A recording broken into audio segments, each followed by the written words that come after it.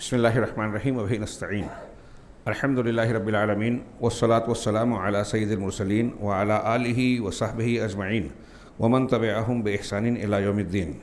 اعوذ باللہ من الشیطان الرجیم. بسم اللہ الرحمن الرحیم. فمن یکفر بالطاغوت ویؤمن باللہ فقد استمسک بالعروۃ الوثقی. محترم حاضرین، اصول ثلاثہ میں سے دوسری اصل بنیاد اور قبر کا دوسرا سوال جو ہمارے سامنے ہے وہ ہے دین اسلام کی معرفت دلائل کے ساتھ. اور دین اسلام کی تعریف کیا ہے؟ تو اس کی تعریف ہم نے پڑھی، هو الاستسلام للہ بالتوحید، توحید کے ساتھ اللہ کے سامنے جھک جانا، یعنی یہ اندر سے ہم اپنے آپ کو اللہ کے سپرد کر رہے، اس میں توحید کے ساتھ ہے. اگر توحید نہیں ہے اس کا مطلب اسلام ہی نہیں ہے. تو توحید کے ساتھ اللہ کے لیے اپنے آپ کو حوالے کر دینا.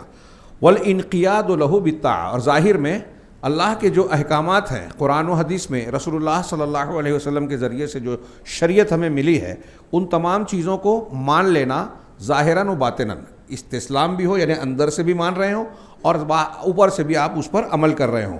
والبراءۃ، اتنا کافی نہیں ہے مسلمان ہونے کے لیے، بلکہ ایک سچا مسلمان وہ ہوگا یا اسلام یہ ہوگا کہ شرک اور اہل شرک سے بری ہو، لا تعلق ہو. آگے تھوڑی سی اس کی تفصیل ہم جانیں گے. آگے کہہ رہے ہیں کہ وَهُوَ ثَلَاثُ مراتب، یہ 3 درجات ہیں. دین اسلام کے 3 درجات ہیں. پہلا اسلام ہے، یعنی آپ مسلم ہوئے. دوسرا ایمان ہے، یعنی آپ اگلے درجے پہ پہنچے تو صاحب ایمان یعنی مومن ہوئے، مسلم مومن. اور تیسرا درجہ ہے احسان، یعنی آپ محسن ہوئے. اسلام اور ایمان میں بھی آپ کا اونچا مقام ہوگا. وَكُلُّ مَرْتَبَةٍ لَهَا أَرْكَانٌ، اور اس میں سے جو ہر مرتبہ ہے، یعنی اسلام کے بھی کچھ ارکان ہیں، ایمان کے بھی کچھ ارکان اور بنیادیں ہیں، اور اسی طریقے سے احسان کے بھی. چنانچہ شیخ رحمہ اللہ نے جو یہاں تعریف کی اس کی تھوڑی سی وضاحت یہ کر لیں کہ مسلمان جو ہے یہ الاستسلام للہ بالتوحید کا معنی کیا کہ اللہ تبارک و تعالیٰ کے اوامر اور نواہی جو بھی شریعت میں احکامات بیان کیے گئے ہیں ان کی اطاعت کرنے والا ہو آدمی. اور اس کے ساتھ ساتھ شرک اور اہل شرک سے براعت، مطلب اپنا عقیدہ، اپنا عقل، اپنی باتیں، اپنا جو ایمان ہے اس میں کسی بھی قسم کے شرک کی کوئی گنجائش نہ رہے. شرک سے اپنے آپ کو صاف کرے، تبھی اس کی توحید صاف ستھری اور اللہ کے یہاں قابل قبول ہوگی.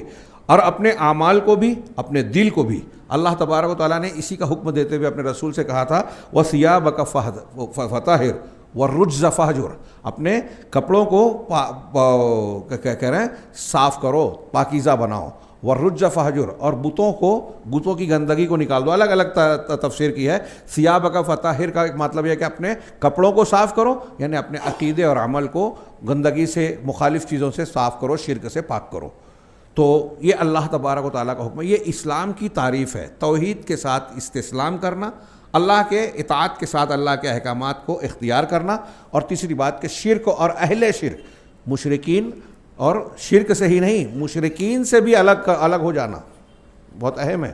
یہاں بعض لوگوں نے جو دوسری تعریف کی اس میں ایک چیز شامل کی کہ ولا اور برا اختیار کرنا، یعنی اللہ کے لیے دوستی، اللہ کے لیے دشمنی اختیار کرنا. یہ اسلام کے معنی میں، توحید کے معنی میں شامل ہے.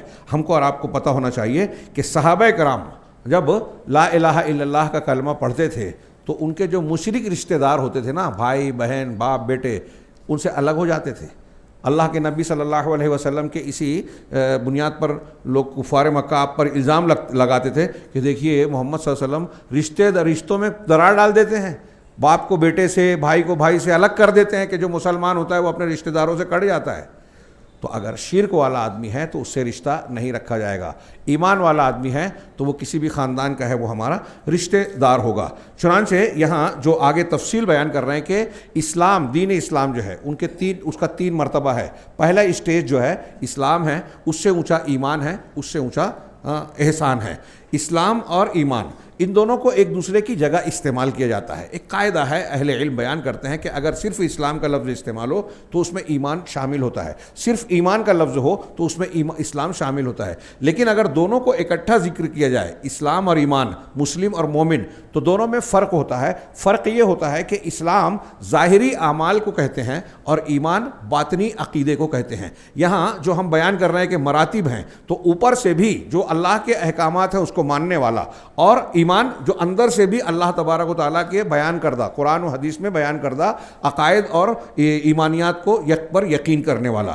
چنانچہ اب تھوڑی سی تفصیل بیان کر رہے ہیں, یہاں کتاب میں ہے, ہمارے پاس چونکہ وقت محدود ہے اس لیے میں سرسری تذکرہ کروں گا کیونکہ یہ چیزیں ہمارے سامنے آتی رہتی ہیں. فارکان الاسلام خمسہ, اسلام کے ارکان 5 ہیں. پہلا شہادت اللہ الہ الا اللہ و ان محمد رسول اللہ, پہلے اس بات کی گواہی کہ اللہ کے سوا کوئی معبود برحق نہیں ہے. میں نے جو ترجمہ کیا دھیان سے رکھیے, اس میں بحث ہے, میں اس تفصیل میں نہیں جاتا. کچھ لوگ اس کا معنی ہی غلط کرتے ہیں, جیسے تحریکی لوگ, سید قطب ہیں, مولانا مودودی صاحب ہیں, ان کے یہاں جو لا الہ الا اللہ کا معنی ہے لا رب الا اللہ, لا حاکم الا اللہ, یہ غلط نہیں ہے, لیکن لا الہ الا اللہ کا پورا معنی نہیں ہے. بات وہ صحیح ہے لیکن وہ ادھورا ہے, اس کی تفسیر پوری نہیں ہے. ایک بات. اسی طرح صوفیہ کہتے ہیں لا معبودہ اے لا موجودہ الا اللہ, یہ سراسر شرک کا مطلب وہ کہتے ہیں کہ معبود کوئی نہیں ہے مگر اللہ کے, مطلب دنیا میں جن کی بھی عبادت ہو رہی سب اللہ ہی اللہ ہے. ایک معنی یہ ہوتا ہے. ہاں, سارے لوگ, سارے موجودات اللہ ہے, یہ وحدت الوجود والا عقیدہ کہ پیڑ میں, پودوں میں, جانوروں میں, پرندوں میں, انسانوں میں, سب میں اللہ ہے. ہاں, تو یہ وحدت الوجود کا سب سے گھناؤنا شرک ہے کہ خالق اور مخلوق کو الگ الگ نہیں مانا. خالق الگ ہے, مخلوق الگ ہے. تو اللہ تبارک و تعالی معنی کیا ہوگا؟ کوئی معبود برحق نہیں ہے, لا معبودہ بے حق, دھیان رکھیے گا, لا معبودہ بے حق الا اللہ.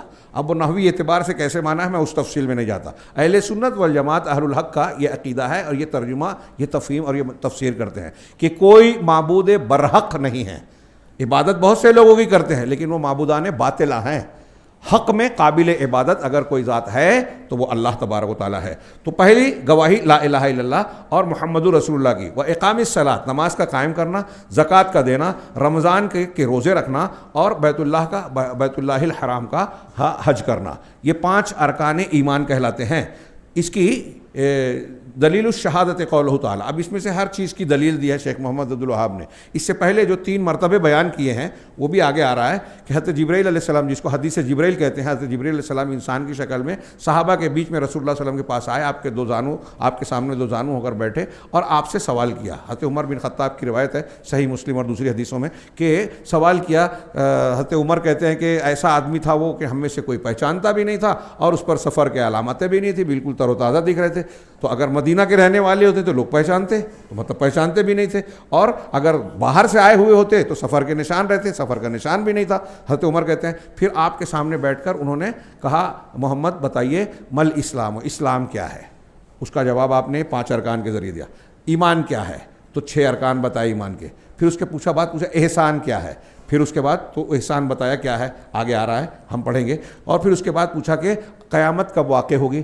تو اللہ کے رسول نے کہا کہ جو پوچھنے والا ہے وہ پوچھے گئے سے مسئول کو سائل سے زیادہ اس کا علم نہیں ہے, یعنی جس سے پوچھا جا رہا ہے وہ بھی نہیں جانتا جیسے پوچھنے والا نہیں جانتا. پھر اس کے بعد اس کی علامتیں پوچھی قیامت کی, تو آپ نے کچھ علامتوں کا تذکرہ کیا, حدیث جبرائیل کہتے ہیں اس کو.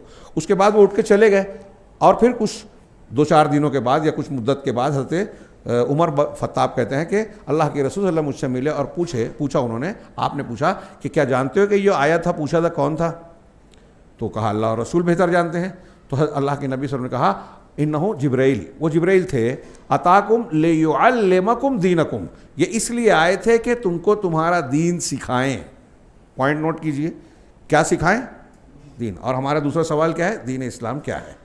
تو حضرت جبرائیل دین سکھانے آئے تھے صحابہ کو. اس کا سکھانے کا ایک طریقہ یہ بھی ہے کہ اہل علم سے عام لوگوں کے سامنے سوال کیا جائے اور جب جواب ملے تو سب لوگ سنیں. حضرت جبرائیل سوال کر رہے ہیں, اللہ کے رسول جواب دے رہے ہیں, اور آپ جواب دے رہے ہیں تو جو جواب دیا کہ آپ نے کہا صدقہ, سچ کہا, صحیح جواب دیا, تاکہ لوگوں کو معلوم ہو. اور اسلام, ایمان, احسان, علامات قیامت کا اور قیامت کب واقع ہوگی, یہ ساری چیزوں کے مجموعے کو اللہ کے حضرت جبرائیل نے کیا کہا؟ دین ہے. یعنی یہ تینوں چیزیں دین اسلام ہیں. اور اگر آپ غور سے دیکھیں تو حدیث ہے، یہ جو 5 اسلام کے مراتب ہیں نا، اس کی جب ہم تفصیل میں جائیں گے تو تقریباً پورا دین اس میں سمٹ جاتا ہے. اب جیسے مثال کے طور پہ نماز ہے، شہادتین ہیں. ابھی آپ نے کہا اپنے کپڑے کو صاف کرو، تو ہر قسم کی پاکی. محمد رسول اللہ کہا تو اللہ کے رسول، ان دو ہی کو ماننے میں سب آ جاتا ہے. محمد رسول اللہ صلی اللہ علیہ وسلم کو جب ہم نے رسول مانا تو آپ کو صرف محبت نہیں کرنی ہے، آپ کو رسول ہی نہیں ماننا ہے بلکہ آپ کی اطاعت بھی کرنی ہے. تو اب اللہ کے رسول نے جو کیا ساری چیزیں دین اسلام کا حصہ ہو گئی، کیونکہ ہم رسول مان رہے ہیں. عبادات جیسے کہ حلال حرام جو مانا، اخلاق جو اختیار کیا، صفائی کی تعلیم دی، ہاں، اور جو چیزیں بتائی احکامات میں زندگی گزارنے کے، سب اس میں آ گئی. اب نماز کو لیجئے تو ایک عبادت ہے، رسول عبادت ہے. نماز کے لیے طہارت شرط ہے، یعنی آپ کو وضو کرنا ہے. بڑی جنابت ہو گئی تو آپ کو غسل کرنا ہے، تو غسل اور وضو بھی جو ہے ایمان میں داخل ہو گیا. حیض و نفاس اگر عورتوں کو آتا ہے تو اس میں نماز نہیں ہوتی، اس میں نماز نہیں پڑھنا ہے. نماز کے ساتھ وہ بھی سیکھنا ہے. اب اس سے پاکی ہو تو کیسے ہو، اس کے کیا آداب ہیں، کیا احکامات ہیں، وہ بھی اس میں شامل ہو گئے. تو یہ لازمی طور سے نماز سے جڑ گئی چیزیں. اس طریقے سے آپ تفصیلات میں جائیں گے تو 5 ارکان میں دنیا کے جو ظاہری جتنے اعمال ہیں سب کہیں نہ کہیں جڑتے ہوئے نظر آئیں گے. چنانچہ سب سے پہلے شیخ محمد عبد الوہاب نے کہا فدلیل الشہادت قولہ تعالی شہد اللہ انہ لا الہ الا ہو والملائکۃ واولو العلم قائما بالقسط. ہاں، لا الہ الا هو العزیز الحکیم. بڑی زبردست. اس آیت کی صرف تفسیر کریں تو 1 گھنٹہ کم ہے، اور ہمارے پاس ٹوٹل 1 گھنٹہ ہے، لہٰذا میں سرسری طور سے ہی ذکر کروں گا. اللہ نے کہا کہ اللہ نے اس بات کی گواہی دی. شہدہ مانے گواہی دینا. گواہی کس کی دی جاتی ہے؟ آپ اگر کہتے ہیں کہ میں اس بات پر گواہی دیتا ہوں، تو جس بات کی گواہی دے رہے ہیں آپ اسے بیان کر رہے ہیں، یہ اظہار ہوا. ہاں، اور جس بات کی آپ گواہی دے رہے ہیں آپ کے دل میں اس بات کا یقین ہے کہ جو میں کہہ رہا ہوں، جس کی گواہی دے رہا ہوں، میں اس کو سچ مانتا ہوں. مطلب دل میں علم ہے، زبان سے اظہار ہے. تو شہادت میں دونوں چیزیں آ گئی، یقین ہے اور بیان ہے، اظہار ہے، اس پر اس کا اظہار ہے. اب اللہ گواہی دے رہا ہے. ہاں، اللہ گواہی دے رہا ہے. سب سے زیادہ، سب سے جلیل القدر ذات کائنات کا بنانے والا گواہی دے رہا ہے. اس سے بڑی گواہی کیا ہو سکتی ہے؟ لیکن ایک کافر بولے گا کہ اللہ کی گواہی ہے، ہم تو سنے ہی نہیں اللہ تعالیٰ نے کہاں گواہی دی. کہاں گواہی دی اللہ نے؟ ہم نے تو نہیں سنا. تو اللہ نے گواہی دی اپنے کلام میں، قرآن میں. اللہ نے گواہی دی کائنات میں. اللہ نے گواہی دی ہمارے اندر. اللہ نے گواہی دی رسول کو تمام عیوب سے پاک رکھ کے، رسول کی سچائی کی نشانیاں دے کر. اللہ نے گواہی دی قرآن کو ایسی کتاب بنا کر کے اس کو جس طریقے سے بھی انسان کھنگالے، چھانے، تحقیق کرے، ہر طرف سے وہ سچی کتاب نظر آئے گی. یہ اللہ کی گواہی ہے جس کو ہم سن سکتے ہیں، جس کو ہم دیکھ سکتے ہیں، جس کو ہم سمجھ سکتے ہیں. ہاں، آنکھ، کان، دل و دماغ کا صحیح استعمال کرے. تو اللہ نے گواہی دی. کس بات کی گواہی دی؟ انہ لا الہ الا ہو، کہ اس کے سوا کوئی معبود برحق، لائق عبادت حقیقت میں کوئی ہے ہی نہیں دوسرا. لا الہ الا اللہ میں نفی اور اس بات ہے، اس میں حصر کا معنی آتا ہے. نہیں ہے کوئی معبود، نفی، کوئی نہیں ہے الا اللہ، سوائے اللہ کے، اس بات. تو اس میں حصر کا معنی مطلب اس کے علاوہ کوئی ہے ہی نہیں. چنانچہ اللہ کے سوا کوئی معبود برحق نہیں. پہلے گواہی دی اللہ نے، والملائکۃ، اور فرشتوں نے بھی گواہی دی. اللہ کے بعد مخلوقات میں ایک قابل جو ہے احترام، سب سے زیادہ مقدس، جن کے اندر گناہ ہی نہیں ہے، وہ بھی گواہی دے رہے ہیں. وَأُولُو الْعِلْمِ قَائِمًا بِالْقِسْطِ، اور اولو العلم بھی گواہی دے رہے ہیں. علامہ ابن قیم اس آیت سے کہتے ہیں کہ اس گواہی دینے والے جو علماء ہیں، اہل علم، دین کے علماء، اور ان میں سر فہرست انبیاء کرام ہیں، پھر ان کے بعد ان کے علم کے وارثین ہیں. تو کہا سب سے اونچا مقام اللہ کا ہے، کوئی مقابلہ ہی نہیں ہے. پھر اس کے بعد فرشتوں کا عمومی طور پر، ہاں، پھر اس کے بعد علماء کا. علامہ ابن قیم کہتے ہیں کہ اگر علماء سے بڑا کسی کا درجہ ہوتا تو اللہ اس فرشتوں کے بعد ان کا ذکر کرتا. تو علماء کا ذکر کیا کہ وہ بھی گواہی دیتے ہیں. قائما بالقسط، اللہ نے گواہی دی قسط اور انصاف پر قائم رہتے ہوئے. لا الہ الا هو العزیز الحکیم. ایک ہی آیت میں 2 مرتبہ لا الہ الا هو آیا. پہلے بھی آیا اور پھر سے کہا نہیں ہے کوئی معبود برحق سوائے اس کے. هو العزیز، وہ عزیز ہے، غالب ہے، اس کے فیصلے کو کوئی ٹال ہی نہیں سکتا، وہ پوری قوت رکھتا ہے. اور ایسا ہی نہیں کہ صرف طاقت قوت والا ہے، الحکیم بھی ہے، یعنی اس کی حکمت کاملہ ہے. کوئی دانائی میں کمی نہیں ہے. تو یہ اس کا معنی یہ ہوا کہ کوئی معبود برحق نہیں ہے سوائے اللہ کے. لا الہ یہ نفی کرنے والا ہے کہ جن کو بھی اللہ کے سوا جتنوں کی پوجا ہوتی ہے, کوئی ولی ہو, کوئی پیر ہو, کوئی نبی ہو, کوئی فرشتہ ہو, کوئی درخت ہو, کوئی پتھر ہو, کوئی دیوی دیوتا ہو, یا کوئی انسان کا اپنا تراشا بنایا ہوا کوئی بھی معبود ہو, سب کا انکار ہے. کسی کو ہم نہیں مانتے معبود لائق عبادت. ہاں الا اللہ, یہ اللہ کے لیے عبادت کا اس بات ہے کہ اس کا کوئی شریک نہیں ہے, وہ اکیلا اس کے لائق ہے. نہ عبادت میں کوئی اس کا شریک ہے, نہ اس کے ملک, سلطنت, اختیارات اور اعمال میں کوئی شریک ہے. اس کی جو تفسیر وضاحت کرتی ہے, شیخ محمد عبد الوہاب کی ہی عبارت پڑھ رہا ہوں میں, انہی کا ترجمہ کر رہا ہوں. وہ تفسیرها الذی یوضحها, اور اس کی تفسیر لا الہ الا اللہ کی, یا اس آیت میں جو لا الہ کا 2 مرتبہ ذکر آیا ہے, خود قرآن کی ایک دوسری آیت سے اس کی تفسیر یہ ہوتی ہے کہ حضرت ابراہیم علیہ السلام کا قول نقل کیا اللہ نے, وَإِذْ قَالَ إِبْرَاهِيمُ لِأَبِيهِ وَقَوْمِهِ إِنَّنِي بَرَاءٌ مِّمَّا تَعْبُدُونَ. جب ابراہیم نے اپنے باپ اور اپنی قوم سے کہا کہ یقیناً میں اس چیزوں سے بری ہوں, بیزار ہوں, لا تعلق ہوں, میرا سے کوئی تعلق نہیں, کس سے, مما تعبدون, جن کی تم عبادت کرتے ہو. دیکھیے اسلام کی تعریف ہم نے پڑھی تھی, شرک اور اہل شرک سے براعت. حضرت ابراہیم براعت کا اظہار کر رہے ہیں, شرک سے بھی, جن کی تم عبادت کرتے ہو ان سے بھی میرا کوئی تعلق نہیں. ہاں وہ قوم اننی براء مما تعبدون, جن کی تم عبادت کرتے ہو, وہ الا الذی فطرنی, سوائے اس کے جس نے مجھے پیدا کیا, فانہ سیہدین, ان قریب وہ مجھے راستہ ہدایت دے گا. اور حضرت ابراہیم کی اس بات کو اللہ نے کہا وَجَعَلَهَا كَلِمَةً بَاقِيَةً فِي عَقِبِهِ. حضرت ابراہیم نے اس کو, اللہ تعالیٰ نے اس کلمے کو ابراہیم کے پیچھے ایک باقی رہنے والا کلمہ بنا دیا, لَعَلَّهُمْ يَرْجِعُونَ, تاکہ اس کی طرف لوٹے لوگ. تو حضرت ابراہیم کا کہ یہ بات کلمہ باقیہ کیسے ہے, یہ لا الہ الا اللہ ہے.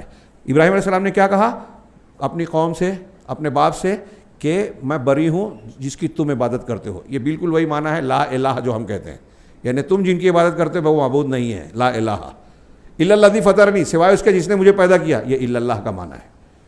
یہی کلمہ شہادت ہے, کلمہ توحید ہے, کلمۃ التقویٰ ہے, وہ کائنات کا سب سے زیادہ عدل و انصاف پر مبنی. اس لا الہ الا اللہ کی فضیلت میں قرآن و حدیث میں جو دلائل ہیں وہ بیان کرنے لگے تو کم پڑ جائیں گے. صبح شام کے اذکار میں اسی لا الہ الا اللہ کی کتنی فضیلتیں بیان کی گئی ہیں. ہاں اگر اللہ کے رسول صلی اللہ علیہ وسلم کی صحیح حدیث سے ثابت ہے کہ 7 آسمان 7 زمین اور ان میں موجود ساری مخلوقات کو ترازو کے ایک پلڑے میں رکھا جائے اور لا الہ الا اللہ کو دوسرے میں, تو لا الہ الا اللہ کا پلڑا بھاری ہوگا. ہاں وقولہ, اسی طرح اللہ تعالیٰ کا یہ فرمان, قل یا اہل الکتاب تعالوا الی کلمۃ سواء بیننا وبینکم الا نعبد الا اللہ ولا نشرک بہ شیئا. کو آپ کہہ دیجئے کہ اے اہل کتاب, آؤ اس مشترک کلمے کی طرف جو ہمارے اور تمہارے درمیان مشترک ہے, اس کلمے کی طرف جو ہمارے اور تمہارے درمیان مشترک ہے. اللہ نعبد الا اللہ, کہ ہم اللہ کے سوا کسی کی عبادت نہیں کریں گے. ولا نشرک بہ شیئا, اور نہ ہی اس کے ساتھ کچھ بھی شرک کریں گے. ولا یتخذ بعضنا بعضا اربابا من دون اللہ, اور ہم میں سے بعض کو اللہ کے سوا چھوڑ کر ارباب رب نہیں بنائے گا, کسی اور کو شریک نہیں ٹھہرائے گا. فإن تولوا, پس اگر وہ پیٹ پھیرتے ہیں, منہ موڑتے ہیں, فقولوا اشہدوا بأننا مسلمون, تو کہہ دو کہ ہم مسلمین میں سے ہیں, ہم تو ماننے والے ہیں, تم نہیں مانتے. اس آیت کریمہ کو مجھے ایسا لگا تھوڑا سا ایک جملے کی وضاحت, کہ آج کل کچھ لوگ مسلکوں کے درمیان اور مذہبوں کے درمیان اتحاد اور یکجہتی کے معنی میں اس کو فٹ کر دیتے ہیں کہ تم اپنے پہ ہم اپنے پہ, جو مشترک کلمہ ہے وہ آ جاؤ, باقی جو جیسا کر رہا ہے کرتے رہے. کیا یہ تفسیر صحیح ہے؟ ہاں ڈاکٹر ذاکر نائک, ڈاکٹر اسرار وغیرہ کی کچھ اس طرح کی کلپ بہت چلتی ہے لوگوں میں کہ کلمہ سوا اللہ تعالیٰ نے تو یہود و نصارہ سے کہا, اور آپ مسلمان میں کہتے ہو کہ یہ شرک ہے, یہ بدعت ہے, تو اس کو رد کرتے ہو, اس سے دوری اختیار کرتے ہو. ہاں اسلام کی تعریف میں آپ نے پڑھا شرک اور اہل شرک سے دوری. اب ایک آدمی اپنے آپ کو مسلمان کہہ رہا ہے اور شرک کر رہا ہے, تو اس سے دوستی کی جائے گی کیا اس آیت کی بنیاد پر کہ بھائی کلمہ سوا ہمارے اور آپ کے درمیان ہے؟ اگر وہ شرک کر رہا ہے تو کلمہ سوا نہیں ہے. ایک نصرانی سے اگر اللہ تعالیٰ کہہ رہا ہے, یہ اہل کتاب سے, ایک عیسائی سے اگر آپ کہہ رہے ہیں کہ شرک مت نہیں کرنا, ایک دوسرے کو رب نہیں بنانا, تو اس کو اس عقیدے سے چھوڑنا پڑے گا کہ حضرت عیسیٰ علیہ السلام اللہ کے بیٹے, حضرت عیسیٰ الہ ہے, تثلیث کے قائل نہیں رہ جائیں گے وہ کلمہ سوا پہ آئیں گے تو. اور جب توحید کو مانیں گے تو خود بخود وہ محمد رسول اللہ صلی اللہ علیہ وسلم کو نبی ماننا پڑے گا. کیسے مانیں گے؟ کیونکہ حضرت عیسیٰ نے بھی پیشین گوئی کی ہے, ان کی کتاب بھی کہتی ہے, انجیل بھی کہتی ہے. تو جب اللہ کو مانیں گے تو اللہ کی کتاب اور اللہ کے رسول حضرت عیسیٰ کی بات کو مانیں گے, اور محمد رسول اللہ صلی اللہ علیہ وسلم کو بھی مانیں گے. تو کلمہ سوا کو ماننے کی تفصیل کو اچھی طرح دماغ میں رکھنا چاہیے. ہاں اس کے ماننے سے اختلافات حل ہوتے ہیں. بہرحال یہ اس میں جو کلمہ سوا سے یہ بھی معلوم ہوا کہ ہر مذہب کے یہاں توحید کی, لا الہ الا اللہ کی تعلیم موجود ہے. لوگوں نے اسے بگاڑ دیا, خراب کر دیا. یہ پہلا رکن ہے کلمہ طیبہ. ہاں پھر اس کے بعد محمد رسول اللہ ہے, اس پہ آگے تھوڑی سی بات آ رہی ہے. دوسرا عمل جو بتایا گیا شہادتین میں پہلا جز یہ تھا, شہادتین کا دوسرا جز ہے کہ اللہ کے رسول کو رسول ماننا. لا الہ الا اللہ اور محمد رسول اللہ, ان دو گواہیوں کے بغیر آدمی مسلمان نہیں ہو سکتا. ان کو مانے بغیر کوئی عمل قبول نہیں ہو سکتا. ایک آدمی اللہ کے رسول کے میں نہیں مانتا, حدیثوں کو نہیں مانتا مثال کے طور, تو حدیثوں کو نہیں ماننا رسول کو نہیں ماننا ہے. صحیح حدیث ہے, وہ بولتا ہے نہیں وہ راویوں محدثین کی وجہ سے. تو اللہ تبارک و تعالیٰ نے حفاظت نہیں کی. اللہ تبارک و تعالیٰ نے قرآن میں کہا کہ جو رسول دے لے لو, جس سے منع کر دے رک جاؤ. اب اللہ کے رسول کی حدیثیں صحیح اور ضعیف آج پتہ ہی نہیں چل رہی ہے, تو اللہ تعالیٰ کا قرآن میں یہ حکم پھر بے مطلب ہو گیا کہ رسول کی اطاعت کرو, جو رسول دے لے لو. اور آپ کہہ رہے ہیں حدیثیں سیف نہیں ہے, محفوظ نہیں ہے. تو پھر اللہ تعالیٰ نے کس حدیث کو ماننے کا حکم دیا ہے قرآن میں؟ جب حدیثیں معلوم ہی نہیں ہے, ہم کو معتبر اور قابل بھروسہ ہے ہی نہیں, تو اللہ تعالیٰ نے جبرن کہہ دیا قرآن میں. آپ یہ کہہ رہے ہو اللہ نے اللہ کے رسول کی حدیثوں کی حفاظت نہیں کی. صحابہ کو تو ضرورت تھی کہ قرآن کے ساتھ قرآن کی تفسیر حدیث بھی ملے, ہم کو اور آپ کو ضرورت نہیں ہے جہالت کے زمانے میں, جبکہ عربی بھی صحیح جاننے والے آج لوگ نہیں ہیں, اور زیادہ تر جاہل لوگ ہی حدیثوں کا انکار کرتے ہیں. آپ دیکھ لیجئے کہ یا تو عربی میں عالم نہیں ہے یا حدیث کا فن نہیں جانتے, ایسے ہی لوگ انکار کرتے ہیں. خیر, میں اس تفصیل میں جائے بغیر کہ اللہ کے نبی صلی اللہ علیہ وسلم کی بھی شہادت ضروری ہے. جیسے لا الہ الا اللہ کو ماننے کی 7 شرطیں ہیں, علم ہو, یقین ہو, انقیاد ہو, محبت ہو, صدق ہو, امانت ہو, اور جو ہے کیا ہے اس پر انقیاد و عمل ہو. 7 شرطیں ہیں. تو لا الہ الا اللہ کو ماننے کی جو 7 شرطیں ہیں سب کی دلیلیں ہیں. محمد رسول اللہ کو ماننے کی بھی وہ 7 شرطیں ہیں.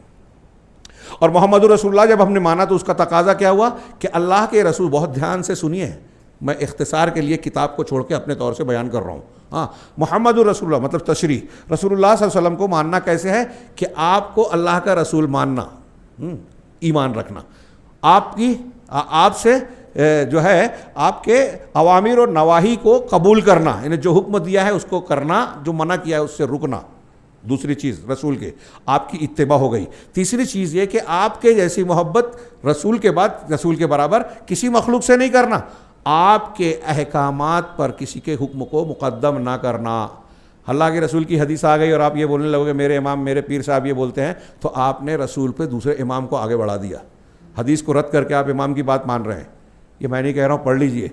کیوں ان کی آپ کی بات مانا؟ کہ آپ سچے ہیں, صادق و مصدوق ہیں, آپ اللہ کے پیغمبر ہیں. پیر صاحب اور فلاں پیغمبر نہیں ہیں. ہاں, ہم تمام رسولوں پر ایمان رکھ سکتے ہیں, لیکن آپ دیکھیں کہ حضرت عیسیٰ, حضرت موسیٰ, جس سے دیگر انبیاء ان کو سچا رسول ماننے کے باوجود نبی صلی اللہ علیہ وسلم کے آنے سے پچھلی شریعتیں منسوخ ہو گئی. اب کوئی یہ کہے کہ حضرت موسیٰ نے یہ کہا تھا تو میں نبی کی بات مان رہا ہوں. اگر اللہ کے رسول کی سنت کے خلاف ہے موسیٰ علیہ السلام کی بات اور آپ نے اسے مانا تو قرآن حدیث کہتے ہیں آپ گمراہ ہو گئے. تو موسیٰ علیہ السلام کی بات اب رسول اللہ صلی اللہ علیہ وسلم کے سامنے جب نہیں چلے گی تو امام صاحب کی, پیر صاحب کی, ولی صاحب کی, میرے ابا کی, میرے دادا کی چلے گی کیا؟ سوال کتنی سمپل اور سادی موٹی سی بات ہے, لیکن مسلمانوں کی ایک بڑی تعداد بلکہ اکثریت کو یہ بات کھلی بات سمجھ میں نہیں آتی. تو محمد رسول اللہ, لا الہ الا اللہ محمد رسول اللہ, یہ 2 گواہیاں دین کی اساس ہے, بنیاد ہیں. ان کے بغیر کوئی آدمی نجات پا ہی نہیں سکتا. اور گواہی جب دے رہے ہیں آگے ایمان کی بحث میں آئے گی کہ وہ کیسے ہوگا. اسی طرح دوسرا حکم جو ہے شہادتین کے بعد نماز قائم کرنا, اور نماز اقامت الصلاۃ, وہ اس کو شرائط کے ساتھ, ارکان اور واجبات کے ساتھ نماز کے حقوق کو ادا کرنا. تیسرا زکوٰۃ ادا کرنا, اور یہ مال کا حق ہے. حضرت ابوبکر صدیق رضی اللہ عنہ نے کہا کہ واللہ لو منعونی قالا, کہ یہ زکوٰۃ کا کیا مقام ہے کہ اگر ایک رسی یا ایک رسی جس سے جانور کو باندھا جاتا ہے وہ بھی لوگ زکوٰۃ دینے سے منع کر دیں مجھے, جو اللہ کے رسول صلی اللہ علیہ وسلم کو دیتے تھے, تو میں اس کے منع کرنے پر ان سے قتال کروں گا, جنگ کروں گا. اس میں اور بھی حدیثیں ہیں, میں اس کو چھوڑ رہا ہوں. زکوٰۃ فرض ہے, یعنی دین کے ارکان میں سے رکن ہے. اور یہ زکوٰۃ کا معنی صفائی ہوتا ہے, انتما. تو ایک زکوٰۃ ہوتی ہے بدن کی صفائی, ایک ہوتی ہے مال کی صفائی. یہاں جس زکوٰۃ کی بات ہے یہ حق المال ہے, مال کے عبادت ہے, اور مالی عبادات میں دین کا رکن کی حیثیت رکھنے والی عبادت ہے. تو اسلام کا پہلا رکن اسلام ہے, دین کا پہلا جو مرتبہ اسلام ہے, اور اسلام کے 5 ارکان میں سے اس کو ذکر کر رہے ہیں, شہادتین, اس کے بعد نماز, اس کے بعد زکوٰۃ. اور نماز کے تعلق سے انہوں نے تفصیل بیان کی کہ اگر کوئی شخص وضاحت کے ساتھ بتایا کوئی نماز جان بوجھ کر چھوڑتا ہے تو وہ کفر کرتا ہے. حنبلی اور عرب علماء کا فتویٰ ہے کہ وہ اسلام سے خارج ہو جاتا ہے. اگر بے نمازی آدمی مر جائے تو اسے مسلمانوں کے قبرستان میں دفن نہیں کرنا چاہیے. اگر کوئی بے نمازی آدمی ہے تو مسلمان لڑکی کو اس سے طلاق لے لینا چاہیے. ماں باپ کو ایسے لڑکے سے اپنی مسلم بیٹی کی شادی نہیں کرنی چاہیے. ہو گئی تو طلاق لے لینا چاہیے. اور اگر وہ مر گئے یا اس کا باپ مر جائے, وہ بے نمازی ہے, تو باپ کے ترکے میں اسے حصہ نہیں ملنا چاہیے جو بے نمازی ہے. یہ حنابلہ کا فتویٰ ہے. ہاں, اور آج سعودی عرب میں اس پر کافی کچھ عمل ہے. اس میں بڑی تفصیلی بحث کی ہے علماء نے, اور کہیں کہیں ان کی دلیلیں بڑی مضبوط لگتی ہے, لیکن اس میں کچھ تفصیل بیان کرتے ہیں کہ ایک آدمی جو ہے مستقل چھوڑتا ہے اور ایک آدمی جو ہے نماز کو فرضیت کا انکار کرے تو سب اس کو کافر مانتے ہیں کہ فرض نہیں مانے. جو مانے فرض لیکن نہ پڑھے تو دین کا رکن ہے. ایک ابھی آخر میں اس میں ذکر کیا کہ یہ اسلام کا دین کا عمود ہے, ستون ہے جس پر اسلام کی عمارت کھڑی ہوتی ہے. تو بہرحال جمہور علماء کہتے ہیں کہ اگر بے نمازی ہے اور آپ اس کو نماز پڑھنے کے لیے کہہ رہے ہیں, نہیں مان رہے ہیں, تو حنبلی مسلک کے مطابق اس کو مرتد مان کر قتل کی سزا دی جائے گی. اور جمہور علماء کے نزدیک, دوسرے ائمہ کے نزدیک, اسے کبیرہ گناہ کا مرتکب, جیسے قاتل کو قتل کی سزا میں مارا جاتا ہے, ایسے بے نمازی کو بے نمازی ہونے کی سزا میں بالآخر اگر وہ توبہ کا کچھ اسٹیپ گزرنے کے بعد نہ کرے, توبہ نہ مانے, تو اسے قتل کر دیا جائے گا. زکوٰۃ کا فرض ہے. یہ بھی دلیل دی کہ جب حضرت ابوبکر صدیق زکوٰۃ نہیں دینے پہ جو نماز سے کم درجے کی قتال کر رہے ہیں, قتال کیا انہوں نے, تو پھر نماز کا تو درجہ اس سے اونچا ہے. چوتھی چیز صوم رمضان. ہاں, صوم کا معنی ہے رکنا, اور رمضان کا روزہ تو ہم ترجمہ کرتے ہیں روزہ. اصطلاحی روزہ کیا ہے کہ صبح صادق کے طلوع ہونے سے لے کر غروب آفتاب تک کھانے پینے اور شہوتوں سے رک جانا. یہ ہلکے درجے کا ہے. اس سے اونچا درجہ یہ ہے کہ آدمی غیبت, چغلی, ہر قسم کے گناہ اور نافرمانی سے اپنے آپ کو روک لے, اس کے درجات بلند ہوتے جاتے ہیں. تو رمضان کے مہینے کا روزہ رکھنا, اسی طرح بیت اللہ کا حج کرنا جو اس کی استطاعت رکھتا ہے. اور حج کا معنی ہوتا ہے ارادہ کرنا, اور حج کی اصطلاحی تعریف ہوتی ہے کہ مخصوص مقامات کے لیے مخصوص اعمال کو انجام دینے کے لیے سفر کرنا اور اس کا قصد کرنا, یہ حج ہے نا. تو ہم جانتے ہیں حج کیا ہے, مخصوص ایام میں, مخصوص دنوں پر, مخصوص علاقوں میں اس کو ادا کیا جاتا ہے. یہ ارکان ایمان ہیں. اور شیخ محمد بن عبد الوہاب رحمہ اللہ نے ایک کے بعد ایک ان میں سے ہر رکن کی جو ہے دلیلیں بیان کی. اور میں نے ابھی جو دلیل بیان کی تھی اس میں یہ ذکر کیا کہ حضرت ابراہیم کا ذکر کرنے کے بعد کہ اپنے باپ اور اپنے بھائیوں سے, اپنے قوم سے کہا کہ میں تم سے بری ہوں, تمہارے شرک سے بری ہوں. تو اس کی وضاحت کرتے ہوئے شیخ نے کہا, شارح نے, کہ دیکھیے اللہ کے رسول صلی اللہ علیہ وسلم کے صحابہ میں سے جب کوئی شخص مسلمان ہوتا تھا تو اپنے اہل و عیال اور قرابت داروں سے کلی طور سے منفصل ہو جاتا تھا. ہاں, ماں باپ کی خدمت کا حکم تھا تو ماں باپ کی خدمت کرتے تھے. ہاں, چنانچہ اس کے ذریعے سے انہوں نے ولا اور برا کا معنی, دوستی اور دشمنی کا معنی جو حدیثوں میں مذکور ہے اور جس کی سخت تعلیم دی گئی ہے, اس کو انجام دیا. کہ توحید, اور اگر توحید نہیں ہے, شرک والا ہے, تو سگا باپ بھی ہمارا دوست نہیں ہے.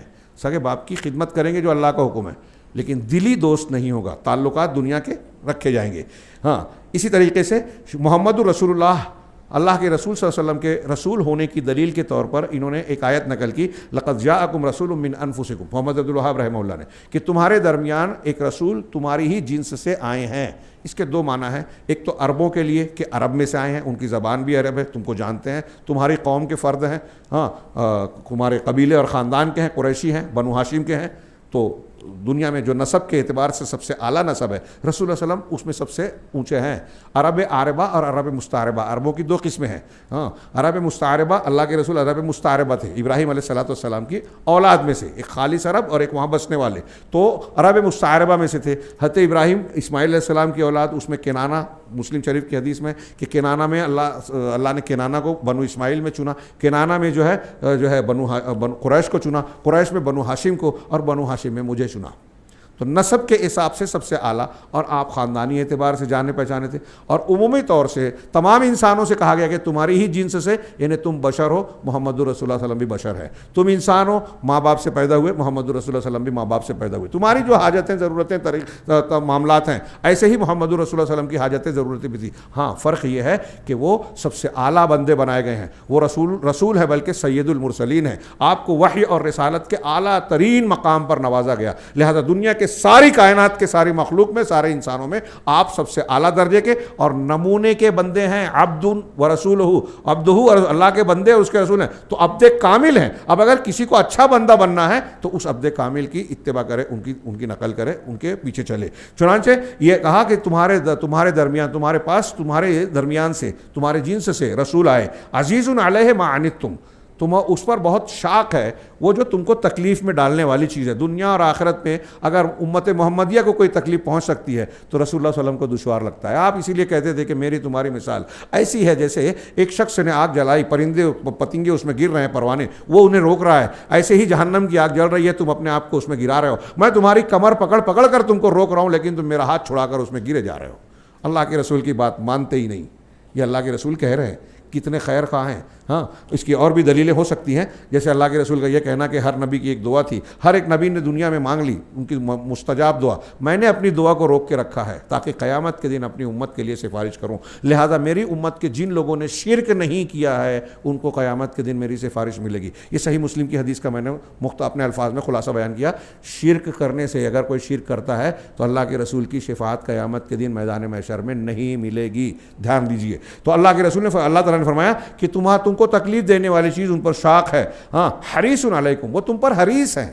حریص ہیں کہ تم نیک بن جاؤ، حریص ہیں کہ تم ایمان کو قبول کر لو، حریص ہیں کہ تم فلاح پا جاؤ، سعادت دارین کو حاصل کر لو، دنیا میں بھی کامیاب اور آخرت میں بھی کامیاب. وہ تمہارا بھلا چاہتے ہیں ہر اعتبار سے. ہاں، بالمؤمنین رؤوف الرحیم، مومنوں پر نہایت شفقت کرنے والے، نہایت مہربان ہیں. اب یہاں رؤوف اور رحیم رسول اللہ صلی اللہ علیہ وسلم کے لیے استعمال ہو رہا ہے، تو یہ اللہ تعالیٰ کی صفت والا جو نام ہے اس کا معنی اور اس کا معنی الگ ہوگا. جیسے اللہ سمیع اور بصیر ہے، اللہ نے عام انسانوں کو بھی کہا کہ ہم نے ان کو سمیع اور بصیر بنایا.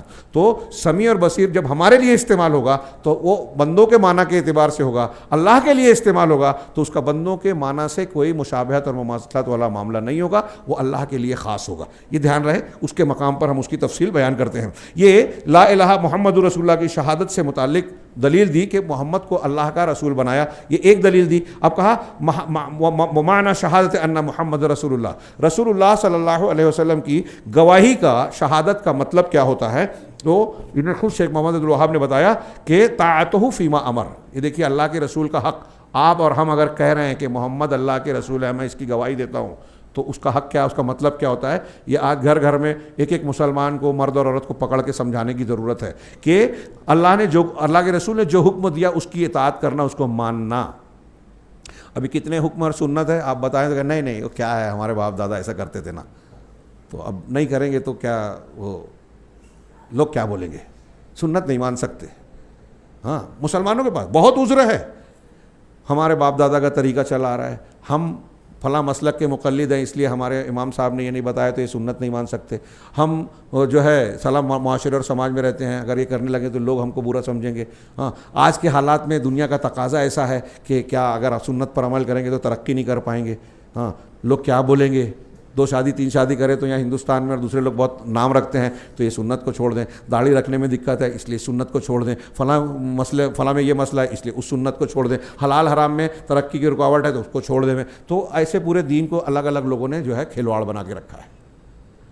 محمد رسول اللہ کہتے ہیں، مانتے نہیں ہیں. محمد رسول اللہ کہنے کا پہلا مطلب ہے کہ جو حکم دیا مانو، وہ تصدیق ہو، اور جو منع کیا اس سے رک جاؤ. ہاں، آگے آ رہا ہے وہ تصدیق ہو فیما اخبرہ، اور جس کی خبر دی کہ مرنے کے بعد یہ ہوگا، فرشتے ایسے ہیں، فرشتوں کی یہ صفات ہے، اللہ کی ذات ایسی ہے، صفات ایسی، جو ہمارے لیے غیب ہے، ایسی جو بھی غیب کی خبر محمد رسول اللہ صلی اللہ علیہ وسلم دی سب کو سچا ماننا. اب کسی نے کہا کہ نہیں میری عقل میں نہیں آتی، سمجھ میں نہیں آتی، ایک ہی رات میں معراج کیسے ہو سکتی ہے، نہیں آتی. اللہ کے رسول نے بتایا نا. ابو جہل نے نہیں مانا، ابو بکر صدیق نے مانا کہ اگر رسول نے کہا ہے تو مانتا. راوی ابو جہل تھا لیکن کہا کہ اگر محمد صلی اللہ علیہ وسلم نے کہا ہے تو میں مانتا ہوں. یہ ہے محمد رسول اللہ ماننے کا مطلب. آج بہت سارے لوگ اپنے آپ کو مسلمان کہتے ہیں لیکن ابو جہل نے مذاق اڑایا تھا کھل کے، یہ گھوم پھر کے کہتے ہیں نہیں وہ ٹھیک ہے، وہ حدیث صحیح نہیں ہوگی، سمجھ میں نہیں آتی. قرآن کی آیتیں بھی بہت ساری سب کی سمجھ میں آ جاتی ہے، آپ کی عقل اتنی سی ہے. ہاں، اور دینیات کا کہ عقل اور دانائی وہ پہاڑ ہے. سونے کے تولنے والے ترازو پر آپ پہاڑ کو نہیں تول سکتے. یہ علامہ ابن خلدون کی بات کو میں نے اپنے الفاظ میں کہی. تو کہا محمد رسول اللہ کا معنی کیا ہے کہ جو آپ نے حکم دیا ہے اس کی اطاعت کرنا، اور جو آپ نے خبر دی ہے اس کو سچ ماننا، جس سے منع کیا ہے اس سے ڈر جانا اور رک جانا. یہ نہیں یہ حرام یہ ممنوع، اس سے رک جانا. ہاں وَأَلَّا يُعْبَدَ إِلَّا بِمَا شَرَعَ، اور اللہ کی عبادت نہ کی جائے، اللہ کی عبادت مگر اسی چیز کے ذریعے جو رسول نے مشروع کیا، بتایا کہ ایسے کرو، نماز ایسے پڑھو. آپ نے کہا سلو کما رأیتمونی، نماز ویسے پڑھو جیسے مجھے دیکھا ہے، کما رأیتمونی حدیثوں میں آ جائے، ہم دیکھ رہے ہیں لیکن نہیں مانیں گے. ہم تو تقلید کرتے ہیں، اتنے بڑے بابا، اتنے بڑے بزرگ، ان کے اتنے فین فالوور، ہاں ان کے اتنا لائک کرنے والے، تو اب لوگ یہ دیکھتے ہیں سنت کیا ہے یہ نہیں دیکھ رہے ہیں. رسول اللہ صلی اللہ علیہ وسلم سے بڑھ کر کوئی ہو سکتا ہے؟ آپ کے آس پاس کوئی زیادہ، پوری دنیا اگر آپ غلط طریقہ اختیار کر لیں، آپ کو پتہ چلے رسول کا طریقہ یہ ہے، تو مومن ہونے کا، محمد رسول اللہ کی گواہی کا تقاضا ہے کہ آپ وہی عبادت کریں. حج کے مناسک مجھ سے سیکھو. آپ کس سے سیکھ رہے ہیں لوگ؟ یہ تفصیل کا موقع نہیں ہے، ورنہ یہاں مختلف مثالیں دے کر میں بیان کرتا کہ لوگ کیسے کیسے حدیثوں کو رد کر دیتے ہیں، ہاں، اور سمجھتے نہیں کہ کتنا بڑا گناہ کر رہے ہیں. محمد رسول اللہ کہہ کے بھی اس کی مخالفت کر رہے ہیں. یہاں ایک جملہ میں بڑھا دوں جو شیخ نے نہیں کہا، کہ اللہ کے رسول اللہ کو محمد رسول اللہ کا مطلب یہ بھی ہے کہ آپ کی بات کے آگے مخلوق میں سے کسی کی بات کو مقدم نہ کرنا. بعض علماء نے اس کو بیان کیا ہے کہ آپ کی بات سنت آ گئی تو اب نہیں فلاں اتنے بڑے مولانا وہ یہ کہتے تھے. صحابہ کرام کا طریقہ پڑھے نا، رسول اللہ صلی اللہ علیہ وسلم کی کوئی حدیث آ جانے کے بعد تائید میں بھی کسی اور کی بات کہنا پسند نہیں کرتے تھے. الحیاء من الایمان ایک حدیث پڑھی، ایک صحابی نے، عمران بن حسین صحابی، صحیح مسلم کتاب الایمان میں پڑھیے. ایک شخص نے کہا کہ ہاں یہ صحیح بات ہے، قرآن حکمہ نے بھی یہ بات کہی ہے. غصے سے لال ہو گئے، کہا کہ میرا دل ہوتا، مجھے اختیار ہوتا تو تمہیں قید میں ڈال کے روزانہ کوڑے مارتا. میں اللہ کے رسول کی حدیث پیش کر رہا ہوں اور تو کسی دوسرے کی بات، حالانکہ تائید میں پیش کی تھی. اگر عمران بن حسین زندہ ہوتے اور آج ایسے ہم جیسے مسلمانوں کو دیکھتے جو اللہ کے رسول کی حدیث کو رد کرنے کے لیے مسلک امام اور فلاں کا قول پیش کرتے ہیں اور رد کرتے ہیں حدیث کو، تو کیا کرتے؟ حضرت ابن عباس نے یہی کہا تھا کہ ایسا کرنے پر آسمان سے پتھروں کی بارش ہو رہی ہے آج بارش، مختلف قسم کے عذاب مسلط ہیں مسلمانوں پر. خیر، تو اللہ کے رسول صلی اللہ علیہ وسلم کو جو ہے کی بات کو کسی کی بات کے آگے کسی کی بات کو نہ پیش کیا جائے. وما ارسلنا من رسول الا لیطاع باذن اللہ، اللہ تعالیٰ کا خود فرمان ہے کہ ہم نے کوئی بھی رسول بھیجا تو اس لیے بھیجا کہ اللہ کے حکم سے ان کی اطاعت کی جائے. آرڈر ہے اللہ کا کہ رسول جو دے لے لو، آرڈر ہے اللہ کا کہ رسول بنایا ہی اس لیے جاتا ہے کہ اس کی اطاعت کی جائے. کیوں؟ اس لیے کہ اللہ کے نمائندے ہیں، جو بات وہ کہہ رہے ہیں اللہ کی طرف سے کہہ رہے ہیں، اس لیے رسول کی بات ماننا اللہ کی بات ماننا ہے. وَمَن يُطِعِ الرَّسُولَ فَقَدْ أَطَاعَ اللَّهَ، یہ بھی قرآن نے کہا جو رسول کی اطاعت کرے اس نے اللہ کی اطاعت کی. کتنی کلیئر اور صاف بات ہے. اگر یہ دو بنیادیں کوئی سمجھ لے، جان لے، تو دین میں ہمارے ہاں بہت سارے جھگڑے، اختلاف مسلکی اور یہ فلسفے بازیاں چلتی ہیں نا، سب ختم ہو جائے. موٹی موٹی کتابیں لکھتے ہیں ایک دوسرے کے رد میں. موٹے سا اصول جان لیجئے کہ اللہ کی بات اور رسول ہے، لا الہ الا اللہ محمد رسول اللہ، اس کا معنی سمجھ لے میں 60% اختلاف ختم ہو جائے گا. ہاں، اسی طریقے سے آگے ہم بڑھ رہے ہیں کہ محمد رسول اللہ صلی اللہ علیہ وسلم کی شخصیت کی ذات اور صفات یا رسالت کے ضمن میں اور بھی تفصیلات پیش کی جا سکتی ہیں. آگے ایمانیات میں تھوڑا سا مزید ذکر آئے گا. اسی طرح نماز، زکوٰۃ کی دلیل اور توحید کی تفسیر. محمد عبد الوہاب کہہ رہے ہیں آگے، قولہ تعالی، اللہ تعالیٰ کا یہ فرمان ہے، وما امروا الا لیعبدوا اللہ مخلصین لہ الدین، اور انہیں نہیں حکم دیا گیا تھا مگر صرف اس بات کا کہ وہ اللہ کی عبادت کریں، دین کو اس کے لیے خالص کرتے ہوئے، حنفاء، یکسو ہو کر، توحید والا، ایک رخ ہو کر، ادھر ادھر اس کے سب نہیں کہ قبر پہ بھی جا رہے ہیں، وہاں بھی جا رہے ہیں، تعزیہ بھی مان رہے ہیں، گنڈا تعویذ بھی لٹکا رہے ہیں، اس کو بھی پکار رہے ہیں، اس کو بھی پکار رہے ہیں. نہیں، صرف اللہ سے مانگو، صرف عبادت کے سارے معاملات اللہ سے جوڑو. حنفاء ویقیموا الصلاۃ، اور نماز قائم کریں، ویؤتوا الزکاۃ، اور زکوٰۃ دیں. توحید، نماز، زکوٰۃ. توحید سے آپ کا رشتہ جڑا اللہ سے، آپ مومن ہوئے، ایمان میں داخل ہوئے. نماز سے آپ اس سے تعلق قائم کر رہے ہیں، اللہ کا حق ادا کر رہے ہیں، رسول عبادت ہے. زکوٰۃ سے آپ بندوں سے جڑ رہے ہیں، مال کی عبادت ہے. ذالک وذالک دین القیم، یہی سیدھا دین ہے، یہ سیدھا دین ہے. یہ نماز، توحید، نماز، روزے کی اور زکوٰۃ کی دلیل دی. زکوٰۃ کی، روزے کی دلیل ہم اور آپ سنتے پڑھتے رہتے ہیں، یا ایھا الذین آمنوا کتب علیکم الصیام کما کتب علی الذین من قبلکم لعلکم تتقون، تم پر روزہ فرض کیا گیا ہے. یہ محمد الوہاب دلیل دے رہے ہیں اسلام کے ارکان کی. اسی طرح حج کی دلیل، وللہ علی الناس حج البیت من استطاع الیہ سبیلا. اس آیت میں اللہ تبارک و تعالیٰ نے کہا کہ ہر شخص جو مستطیع ہوتا ہے، ہاں، اللہ کا حق ہے اس پر کہ وہ حج بیت اللہ کرے، اس کی طرف قصد و ارادہ کرے. اب اس میں جو تفصیلی احکامات بیان کیے گئے ہیں، کہا کہ یہ ساری چیزیں جو ہے یہ ارکان ایمان اسلام ہے، یہ 5 چیزیں اسلام کے ارکان ہیں. ہاں، آگے ہم بڑھتے ہیں. دوسرا مرتبہ ہے ایمان کا. ایمان، یہ دوسرا 3 مرتبے جو ہم نے دین اسلام کے بتائے اسلام، ایمان، احسان، تو یہ سیکنڈ مرتبہ ہے. یہ اسلام سے اخص ہے، زیادہ خاص ہے. اور اس سلسلے میں جب ہم دونوں، ابھی میں نے بتایا یہاں شرح میں بھی ذکر ہے کہ ان دونوں کا جب ایک ساتھ ذکر ہوتا ہے اسلام کا اور ایمان کا، تو اسلام ظاہری چیزوں کو اور ایمان باطنی یعنی دل کے یقین اور علم کو کہتے ہیں، جو آپ دل میں عقیدہ رکھتے ہیں. اور جب دونوں میں سے کسی ایک کا استعمال ہوتا ہے تو دونوں معنی اس میں شامل ہوتے ہیں. چنانچہ اللہ تبارک و تعالیٰ نے دیہاتیوں کے بارے میں کہا تھا کہ قالت الاعراب آمنا، آپ کہہ دیجئے یہ اعرابی دیہاتی آپ کے پاس آتے ہیں تو کہتے ہیں کہ ہم ایمان لائے، تو آپ کہیں قل لم تؤمنوا ولکن قولوا اسلمنا، آپ کہہ دیجئے کہ تم ایمان نہیں لائے بلکہ یہ کہو کہ ہم اسلام لائے. تو اس سے فرق معلوم ہوا کہ اسلام ظاہر میں ہوا اور ایمان کا درجہ اس سے اونچا درجہ ہوا. ہاں، اب ایمان کا یہ دوسرا درجہ بتانے کے بعد شیخ محمد اللہ نے کہا وَهُوَ بِضْعٌ وَسَبْعُونَ شُعْبَةً. ابھی آپ نے عصر کی نماز کے بعد مولانا عارف صاحب سے ریاض الصالحین کے حوالے سے یہ حدیث سنی تھی جو یہاں تذکرہ ہے کہ یہ 70 سے زیادہ، بعض میں ہے 60 و 60، 60 سے زیادہ، 70 سے زیادہ شاخیں ہیں، شعبے ہیں. فَأَعْلَاهَا، ایمان کا سب سے اعلیٰ درجہ لا الہ الا اللہ ہے. ایمان صرف لا الہ الا اللہ نہیں ہے، ایمان کا سب سے بنیادی جو ہے حصہ ہے، جڑ ہے. اس پر ایمان کی اور بھی بہت ساری شاخیں ہیں. تو کہا اس کا سب سے اعلیٰ درجہ لا الہ الا اللہ ہے، یعنی توحید سب سے بنیادی چیز ہے. یہ نہیں، آج ہمارے یہاں ہندوستان میں، پاکستان میں بہت سارے لوگ، بہت ساری جماعتیں، اصلاح کریں، غور کریں جو میں کہہ رہا ہوں. میں صرف نہیں کہ قرآن کہہ رہا ہے، حدیث کہہ رہی ہے، اور یہ اللہ کے رسول کہہ رہے ہیں سب سے بنیاد ہے ایمان کی. اس پر محنت کر کے وہ کرتے ہیں کہ فلاں آداب، فلاں مسائل، فلاں فضیلت، اس پر محنت کرتے ہیں. میں یہ نہیں کہتا کہ وہ دین کا حصہ نہیں ہے، لیکن اگر آپ نے لا الہ الا اللہ سمجھایا نہیں، صحیح ڈھنگ سے اختیار نہیں کیا، تو کوئی فضیلت آپ کے کسی کام کی نہیں ہے، ہمارے کسی کام کی نہیں ہے. بہت اچھی طرح لکھ لیجئے، یہ سمجھ لیجئے، یہ لا الہ الا اللہ کا معنی، مفہوم، شرائط اور ارکان کے ساتھ سمجھیے، سیکھیے، فرض ہے. اور بچوں کو سکھائیے. آج ہماری بچیاں مرتد ہو رہی ہیں نا، یہ سکھا دیجئے، مرتد نہیں کوئی کر پائے گا انشاءاللہ، محفوظ ہو جائیں گی، دین حفاظت، فتنوں سے محفوظ ہو جائیں گے. تو کہا سب سے اعلیٰ لا الہ الا اللہ ہے. وہ ادناہا، اور سب سے ادنا ہلکے درجے کا ایمان کیا ہے؟ اماطۃ الاذی عن الطریق، ہاں، راستے سے تکلیف دہ چیز کو ہٹا دینا. کانٹا ہے، پتھر ہے، کوئی ایسی چیز جو انسان کے لیے ضرر رسا ہے، ٹائر کو پھوڑ دینے والی ہے، صاف کر دینا. ہم خود ہی اگر نقصان دہ بن جائیں تو یہ تو ایمان کے خلاف کام ہوا، جیسا کہ آج ہم راستوں کو جو ہے بند کر دیتے ہیں. والحیاء شعبۃ من الایمان، اور حیا ایمان کا ایک شعبہ ہے، ایک شاخ ہے.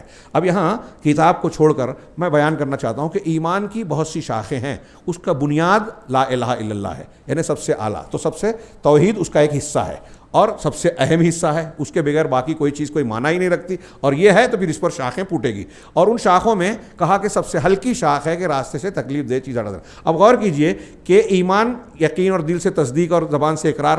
جب ایمان کی تعریف آپ پڑھیں گے، ایمان کسے کہتے ہیں، تو اہل سنت والجماعت اس کی جو تعریف کرتے ہیں وہ یاد کر لیجئے، کیونکہ جتنے گمراہ فرقے ہیں اس تعریف میں کہیں نہ کہیں گڑبڑ کرتے ہیں.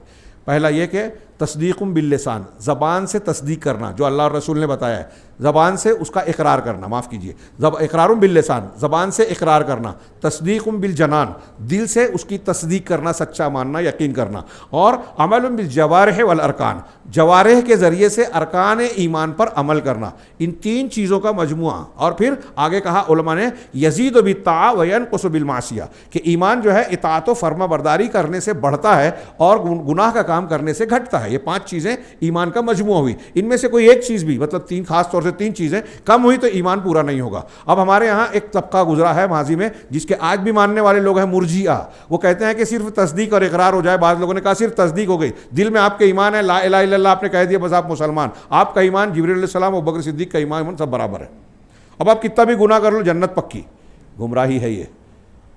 دوسرا گروہ ایسا پیدا ہوا جس نے کہا کہ صرف اقرار کر لیں، ہاں اقرار کر لیں، دل میں تصدیق ہونا ہو کافی ہے. یہ وہی مرجئہ کے جیسا قول ہوا. ہاں کسی نے کہا کہ اقرار باللسان کی ضرورت ہی نہیں ہے، دل میں تصدیق. اگر اقرار باللسان ضروری نہیں ہوتا تو ابو طالب مسلمان ہوتے، کیونکہ دل سے مانتے تھے میرے بھتیجے سچے ہیں، لیکن وہ مسلمان نہیں ہوئے. اگر زبان کا اقرار کافی ہوتا تو منافقین مسلمان مانے جاتے، کیونکہ وہ زبان سے کہتے تھے. اللہ نے کہا کہ زبان سے گواہی تو دے رہے ہیں لیکن اللہ گواہی دے رہا کہ جھوٹے ہیں. ہاں اور تیسری چیز عمل. اگر عمل نہیں ہے تو فاسق و فاجر ہے آدمی. اگر حرام سمجھ کے کر رہا ہے تب بھی فاسق, حرام کو حلال, حلال کو حرام سمجھے تو کافر ہو جائے گا. تو یہ تینوں چیزوں کا مجموعہ ایمان ہوتا ہے. اور یہ جو حدیث ہم نے پڑھی کہ اعلیٰ شعبہ لا الہ الا اللہ ہے, لا الہ الا اللہ پر یقین ہے, اقرار ہے نا. اور آپ دیکھیے کہ ادنا اماطۃ الاذی کہا, یہ عمل ہے. اس عمل کو بھی حدیث کہہ رہی ہے ایمان ہے, عمل ایمان میں شامل ہے. اسی طریقے سے والحیاء شعبۃ, یہ راستے سے تکلیف دہ چیز ہٹا دینا, یہ اعضاء و جوارح سے ہوتا ہے. اور حیا ایمان کا کی ایک شاخ ہے. یہ کہاں سے ہوتی ہے؟ حیا کا جگہ دل میں ہے. اس کا اظہار کچھ عمل سے ہو سکتا ہے لیکن اس کا مقام دل میں ہوتی ہے. حیا, اللہ کا ڈر, اللہ سے شرم, حیا جس کی وجہ سے آدمی گناہ نہ کرے کہ اللہ تو دیکھ رہا ہے نا, کیسے کر سکتا ہوں. تو یہ حیا دل ہے. یعنی اسی حدیث میں تینوں پہلو آ گئے, اقرار, تصدیق اور عمل.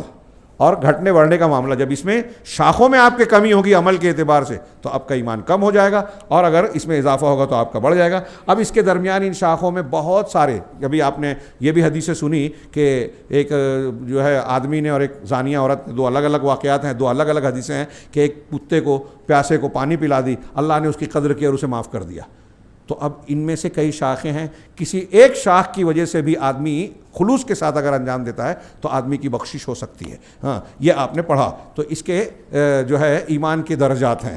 اب اس کے ارکان کیا ہیں؟ اس کے ارکان بھی 6 ہیں. علامہ محمد بن عبد الوہاب رحمہ اللہ نے بیان کیا کہ وہ ارکان ہو 6, اس کے ارکان 6 ہے. ان تؤمن باللہ و ملائکتہ و کتبہ و رسلہ والیوم الآخر و تؤمن بالقدر خیرہ و شرہ. یہ حدیث جبرائیل میں ہے کہ تم اللہ پر یقین رکھو, ایمان رکھو, فرشتوں پر, اس کی کتابوں, اس کے رسولوں, آخرت کے دن, اور تقدیر پر ایمان رکھو, اس کے بھلے اور برے پر. یہ عبارت ہے, اور یہی عبارت حدیث جبرائیل میں اللہ کے رسول صلی اللہ علیہ وسلم کی ہے. والدلیل علی هذه الارکان 6, ان 6 ارکان پر دلیل. یہ 6 چیزیں ایمان کی بنیادیں ہیں, اسلام, ایمان, احسان. حدیث جبرائیل میں ہے, میں نے بتایا کہ پورا انسانی زندگی کے تمام ظاہری باطنی امور کو ایک طریقے سے کور کرتے ہیں, گھیرتے ہیں. تو اس کی دلیل 6 چیزوں کی دلیل. پہلے سورہ بقرہ کی ایک آیت پیش کی, اس میں 5 ایمانیات کا ذکر ہے. اللہ نے فرمایا لیس البر ان تولوا وجوہکم قبل المشرق والمغرب. اچھائی صرف یہ نہیں ہے, یا اس میں نہیں ہے سمٹی ہوئی, کہ تم اپنے چہروں کو مشرق یا مغرب کی طرف پھیرو, اس کا رخ کرو. یہ کفار مکہ جو قبلہ تبدیل ہوا بیت المقدس کی طرف 16-17 مہینے تک ہجرت کے بعد اللہ کے رسول پڑھتے تھے, اور جب کعبہ کو متعین کر دیا گیا تو اس پہ اعتراض ہونے لگا.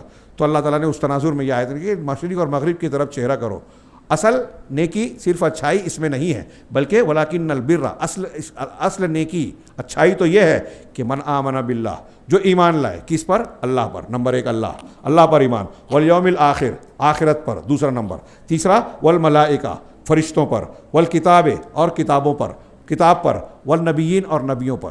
یہ 5 چیزوں کا ذکر اس میں ہے. اور دوسری آیت میں ایک ہے ودلیل القدر, تقدیر کی دلیل. محمد رسول اللہ نے کہا, اللہ نے فرمایا انا کل شیء خلقناہ بقدر, ہم نے ہر چیز کو ایک اندازے اور تقدیر کے ساتھ پیدا کیا ہے. یہ گویا 6 چیزوں کی دلیل ہو گئی. اب اس میں پہلی چیز ہے اللہ پر ایمان. میں کتاب کو چھوڑ کر شارٹ میں بیان کرتا ہوں. اللہ پر ایمان کے کیا تقاضے یا اس کی کیا تفصیل ہے. تو اس کی 4 بنیادیں بیان کی جا سکتی. ایک تو اللہ کا وجود, اللہ ہے. فرشتوں, قوموں سے انبیاء کرام نے کہا افی اللہ شک قالت لہم رسولہم, سورہ ابراہیم کی آیت ہے, اس سے پہلے والے درس میں بھی آئی تھی کہ ان کے رسولوں نے کہا افی اللہ شک فاطر السماوات والارض, کیا اللہ کے بارے میں شک ہے جو آسمان اور زمین کا پیدا کرنے والا ہے. میں نے تفصیلاً بیان کیا تھا کہ ایک جاہل سے جاہل آدمی, کوئی پڑھا لکھا نہ ہو, اس سے بولو آسمان دیکھ رہا ہے, آسمان ہے نا, زمین ہے نا, پیڑ پودے دکھ رہے ہیں نا, آپ ہیں نا, تو اب یہ آسمان ہے تو کس نے بنایا؟ یہ گلاس ہے, اگر میں یہ کہوں کہ اس کو کسی نے نہیں بنایا تو کیا تم مانو گے؟ کوئی جاہل آدمی سے بھی پوچھے, کوئی مانے گا کہ یہ خود سے بن گیا ہے, کسی نے نہیں بنایا؟ تو جب یہ گلاس خود سے نہیں بن سکتا تو یہ آسمان, یہ زمین, پیڑ پودے, ہمارا آپ کیسے بن سکتے ہیں؟ اور جس نے ایک جو, اور اللہ تعالیٰ نے قرآن میں کہا کہ دنیا کے ساری طاقتیں, سارے معبودان باطلہ مل کر بھی اگر ایک مکھی پیدا کرنا چاہے تو نہیں کر سکتے. تو جو لوگ ایک مکھی نہیں بنا سکتے, وہ آسمان, زمین, پیڑ پودے, دنیا کے جانور, حیوانات, پرندے چرندے بنا سکتے ہیں کیا؟ یہ سمندر کی جو ہے نعمتیں, جانور, اور نہ جانے کیا کیا ہے, ہم جانتے بھی نہیں. تو اللہ تبارک و تعالیٰ کے وجود پر یہ بے شمار دلیلیں ہیں کہ ہر موجود بتا رہا ہے کہ اس کا موجد ہے, ہر مصنوع بتا رہی ہے کہ ان کا صانع ہے, ہر مخلوق بتا رہی ہے کہ اس کا خالق ہے. بغیر فاعل کے فعل ہو ہی نہیں سکتا. کام اسی وقت ہوگا جب کام کرنے والا ہوگا. تو پہلا اللہ کا وجود, اللہ پر ایمان میں پہلے اللہ کے وجود کو ماننا. دوسرا اللہ تبارک و تعالیٰ کے ایمان میں اللہ تبارک و تعالیٰ کی ربوبیت میں, اللہ کی ربوبیت میں اس کو واحد ماننا, جو ہم نے معرفت رب میں پڑھا کہ کائنات کو چلانے والا, پیدا کرنے والا, اولاد دینے والا, بیماری سے شفا دینے والا صرف اور صرف اللہ ہے. اللہ کے جتنے بھی کام ہیں, پیدا کرنا, موت دینا, ہاں دن اور رات کے نظام کو چلانا, بارش اور موسموں کو بدلنا, موت اور زندگی دینا, بیماری اور شفا دینا, اگر ان میں سے کسی بھی کام کو کوئی کسی غیر اللہ کے لیے مانتا ہے کہ فلاں بزرگ, بابا, دیوی, دیوتا, فلاں شخص وہ بھی اولاد دے سکتا ہے جیسے اللہ دیتا ہے, تو وہ مشرک شرک اکبر میں ہوگا, ربوبیت میں شرک کرنے والا ہوگا. فلاں بھی بارش برسا سکتے ہیں اگر کوئی مانتا ہے تو شرک ہے ربوبیت میں. تو اللہ کے کاموں میں اس کو ایک ماننا, اللہ پر ایمان میں یہ دوسری چیز شامل ہوئی. تیسری چیز ہے کہ اللہ تعالیٰ کی الوہیت میں جو ہم بندگی کے جو کام کرتے ہیں, نماز, روزہ, حج, زکوٰۃ, توکل, انابت, جو پیچھے ہم نے پڑھا کہ جتنی بھی عبادت کی قسمیں ہیں ظاہری باطنی, سب صرف اللہ کے لیے خاص کرنا, اسی کے لیے ماننا.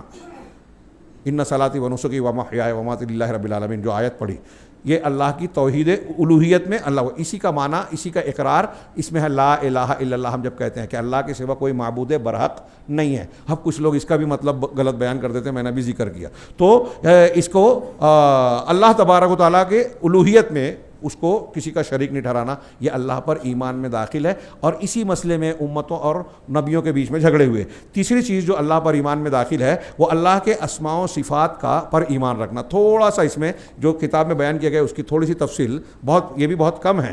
اللہ پر کے اسماء و صفات پہ ایمان لانے میں دنیا کے ہمارے جتنے بھی مسلمانوں میں بدعتی فرقے ہیں نا, اکثر نے ٹھوکر کھائی, اہل الحدیث کے سوا, ہاں اہل سنت والجماعت کے سوا جتنے ہیں, جہمیہ, قدریہ, اشاعرہ, ماتریدیہ, جبریہ, قدریہ, معتزلہ, ایسے بہت سے فرقے, آپ آج ان کا نام نہیں سنتے لیکن ان کے اثرات آج کے مسلمانوں میں موجود ہے. ہندوستان پاکستان کے حنفی حضرات کہتے ہیں کہ ہم عقیدے میں اشعری ماتریدی ہیں, کتابوں میں لکھتے ہیں, بیان کرتے ہیں, کوئی میں الزام نہیں لگا رہا ہوں, مل جائے گا آپ کو, عقائد علماء دیوبند پڑھیے. ہاں تو اشعریت اور ماتریدیت, اس میں اللہ کے اسماء و صفات کے تعلق سے کھلا انحراف قرآن و حدیث کی تعلیمات کے خلاف موجود ہے. ہاں حیدرآباد میں ایک بڑے پڑھے لکھے آدمی گزشتہ سال رمضان میں مجھ سے بڑی لمبی چوڑی بحث کی ہے, دلیل کے سننے کے بعد, سمجھنے کے بعد ان کے دل میں یہی تھا کہ اتنے بڑے بڑے علماء بولتے ہیں تو سمجھ میں نہیں آ رہا کیوں بولتے ہیں. وہ یہ کہہ رہے تھے کہ اللہ ہر جگہ ہے. میں نے کہا اللہ ہر جگہ علم کے ساتھ ہے, اپنی ذات کے ساتھ عرش پر مستوی ہے, تو پھر اس کا کیا مطلب, اس کا کیا مطلب, بہت پوچھا, میں نے بتایا, دلیلیں دی. ہاں اور کہا کہ سلف سے خلف تک سب کا یہ عقیدہ ہے, آپ اہل سنت والجماعت کے عقیدے میں پڑھیں کہ اللہ اپنی ذات کے ساتھ عرش پر ہے اور اپنے علم کے ساتھ, قدرت کے ساتھ, احاطے کے ساتھ ہر جگہ ہے. پھر میں نے ان کو یہ بھی سمجھایا کہ جیسے مثال کے طور پہ اللہ نے کہا ہر ایک کے ساتھ ہے, اللہ ہر ایک کو سن رہا ہے, کافر اور مشرک کے ساتھ بھی ہے, اس کو بھی سن رہا ہے. لیکن جب اللہ کہتا ہے کہ اللہ صبر کرنے والوں کے ساتھ ہے, ان اللہ مع الصابرین, تو ہر ایک کے ساتھ ہونے میں اور صبر کرنے والوں کے ساتھ ہونے میں فرق ہے کہ نہیں ہے؟ تو یہاں صبر کرنے والوں کے ساتھ صرف علم نہیں ہے بلکہ مدد بھی ہے, نصرت بھی ہے, حمایت و حفاظت بھی ہے, ہاں اس کی نعمت اور انعام بھی ہے. اس لیے یہ خاص معیت ہو گئی, معیت خاصہ, اور یہ میت عامہ ہے کہ ہر ایک کے ساتھ, علم کے ساتھ ہر ایک کے ساتھ ہے. تو اللہ ذات کے ساتھ عرش ہے. صحابہ, تابعین, تبع تابعین کا اجماعی مسئلہ ہے جو میں بیان کر رہا ہوں, لیکن ہمارے یہاں آپ بیان کریں گے, بہت سارے لوگ نہیں مانیں گے, نہیں سمجھیں گے. مولوی صاحب بیان کرتے ہیں کہ نہیں وہ جیسے ہمارے دل میں ہے نا اللہ ہے, تو ہم لیٹرین باتھ روم میں جاتے ہیں تو وہاں بھی ہمارے دل میں رہتا ہے, ایسے اللہ ہر جگہ ہے, لیٹرین باتھ روم میں بھی ہے. یہ ان کی تشریح ہے, ان کے جوابات ہیں, لیکن انتہائی سنگین گمراہی ہے. علماء دیوبند کے مفتی صاحب محتمیم صاحب نے وہاں ناندیڑ میں بیان کیا تھا ایک سوال کے جواب میں کہ ہندو جس بت کی پوجا کرتا ہے اس میں بھی اللہ ہے. یہ اللہ کے اسماء و صفات اور توحید کے خلاف ہے میرے بھائیوں. کتنی ضرورت ہے اصول ثلاثہ ان کو بھی پڑھانے کی, مفتی صاحب کو پڑھنا چاہیے. نہیں جانتے, جاہل ہیں, غلط عقیدہ جانتے ہیں, ہندوؤں کا عقیدہ بول رہے ہیں وہ. یہ اسلام نہیں ہے. دین اسلام کیا ہے قبر میں پوچھا جائے گا. اب آپ نے نہیں سیکھا, جواب دینا پڑے گا, یہ جواب ہے اس کا. ہاں اللہ تبارک و تعالیٰ ہاں مخلوق سے الگ ہے, تو اللہ کے اسماء و صفات پر ایمان رکھا جائے کہ اس کی قدرت کاملہ ہے اور ہمہ گیر حکمت ہے اور وہ سمیع اور بصیر ہے. اب یہ جتنی چیزیں نا ایک ایک نام پر ایک ایک تقریر ہو سکتی ہے, اور لوگوں نے علماء نے لکھے, بہت مزہ آئے گا, پڑھیے. اللہ کے ناموں کے معنی اور مطلب جب پڑھیں گے آپ, گہرائی میں جائیں گے تو اس کی عظمت و کبریائی سمجھ. اللہ سننے والا ہے, ہم سرسری بول دیا, لیکن دنیا میں سوچو کتنی آوازیں ہیں. صرف انسان, کتنی جگہ لوگ اذان دیتے ہیں, نماز پڑھ رہے ہیں, ہر ایک سجدے میں سبحان ربی الاعلیٰ کہہ رہا ہے, ہر ایک دعا مانگ رہا ہے. تو یہ انسان ہے. کتنے لوگ ہیں دنیا میں, پھر پرندے چرندے, ان کی آوازیں ہیں، کتنے درختوں کی آوازیں ہیں، ہوا چلتی ہے کتنی سرسراہٹ ہو رہی ہے، یہ پنکھے کی آواز ہے، مشینوں کی آواز ہے، دنیا کی جتنی آواز ہے ہم آوازوں کو گن نہیں سکتے، اللہ ہر آواز کو سن رہا ہے، سمیع ہے، ہر آواز کو سننے والا، ہمارے عقل میں نہیں آئے گا۔ اور جیسے ہے آپ دعا مانگ رہے ہیں، میں دعا مانگ رہا ہوں، فلاں مانگ رہا ہے، فلاں مانگ رہا ہے، تو کون خلوص سے مانگ رہا ہے، کون دکھاوے کے لیے مانگ رہا ہے، کون سرسری مانگ رہا ہے، یہ بھی اللہ جانتا ہے کس کی کیا نیت ہے۔ تھوڑی دیر کے لیے سوچئے گا کتنی کامل ذات ہے رب العالمین کی۔ تو اللہ سمیع ہے، بصیر ہے، ہر چیز کو دیکھ رہا ہے۔ میں ادھر دیکھ رہا ہوں تو ادھر نہیں دکھ رہا ہے، پیچھے نہیں دکھ رہا ہے، دیوار کے پیچھے نہیں دکھ رہا ہے، اس پول کے اندر نہیں دکھ رہا ہے۔ اللہ کائنات کی کہ سمندروں میں، پہاڑوں میں، چٹانوں میں، آسمانوں میں، زمینوں میں، ہمارے جسم کے اندر، ہمارے دل کے اندر کیا ہے، کتنے ذرات ہیں، خون میں کتنے ذرات ہیں، آج تک خون میں کتنے پروٹین ہیں، یہ گن نہیں سکا سائنس۔ اللہ تعالیٰ کہتا ہے وَأَحْصَىٰ كُلَّ شَيْءٍ عَدَدًا، اللہ نے ہر چیز کو عدد کے اعتبار سے گن رکھا ہے۔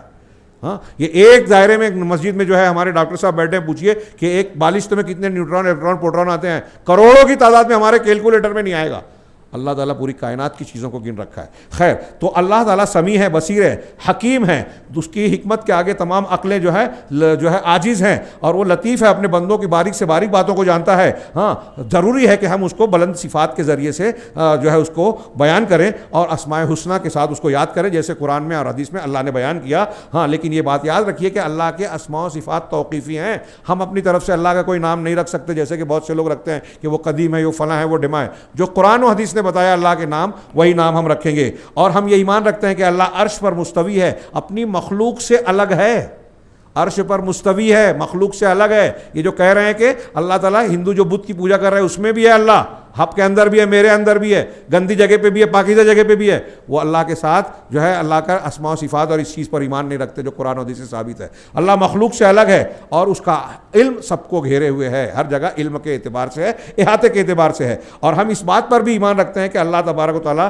ہر رات کے تہائی رات میں سمائے دنیا، آسمان دنیا کی طرف آتا ہے۔ جو شخص اس سے دعا کرتا ہے، اللہ تعالیٰ کہتا ہے کہ کون ہے جو مجھ سے دعا کرے تو میں اس کی دعا کو قبول کروں، مجھ سے سوال کرے تو میں اس کو نوازوں، کون ہے جو مجھ سے مغفرت اور معافی مانگے تو میں اس کو معاف کروں۔ یہ مسلم شریف کی حدیث ہے، بخاری اور مسلم کی حدیث ہے، دونوں میں ہے۔ ہم اس بات پر بھی ایمان رکھتے ہیں کہ اللہ کے لیے وجہ ہے، چہرہ، ہاں، لیکن دنیا کے چہروں کی طرح نہیں، کیسا ہے ہم نہیں جانتے۔ لیس کمثلہ شیء وہو السمیع البصیر، اس کے جیسا کوئی نہیں ہے۔ نہ ہم مخلوق میں سے کسی کو اس کی مشابہت دیتے ہیں، نہ اللہ کو مخلوق کی کسی صفت سے، وہ کیسا ہے ہم نہیں جانتے۔ جو قرآن و حدیث نے کہا اسے مانتے ہیں، ماننا پڑے گا، ماننا چاہیے، نہیں مانا تو کفر ہے، مانا اور تشبیہ دی تو بھی کفر ہے۔ ہاں، تو اس کا ہاتھ ہے لیکن دوسرے ہاتھوں کی طرح نہیں، اس کی تمام صفات کامل ہیں، جیسے اس کی ذات ہے، اور اس کی ذات کی ذات کی طرح دنیا کی کوئی ذات نہیں ہے اور وہ کسی کی طرح نہیں ہے، ایسی اس کی صفات ہیں جو قرآن و حدیث میں بیان کی گئی ہیں، لیکن اس کی صفات کسی مخلوق کی طرح اور کوئی مخلوق کی صفت اللہ کی صفت کی طرح نہیں ہے۔ کہہ رہے ہیں امام مالک سے پوچھا گیا کہ استوا کیسے ہے، تو آپ نے جو جواب دیا تھا، یہ اللہ کی صفات کے بارے میں اصول ہے اہل سنت کا کہ الاستواء معلوم، استوا معلوم ہے، اللہ عرش پر مستوی ہے، قرآن حدیث نے بیان کیا تو ہم کو معلوم ہے کہ اللہ مستوی ہے۔ والکیف مجہول، کیسے ہے یہ نہیں معلوم ہے، اس لیے استوا معلوم ہے، کیفیت نہ معلوم ہے۔ والایمان بہ واجب، اس پر ایمان رکھنا واجب ہے۔ والسؤال عنہ بدعہ، اور اس کے متعلق سوال کرنا بدعت ہے، اور یہاں جو نقل کیا والجحود بہ کفر، اس کا انکار کرنا کفر ہے۔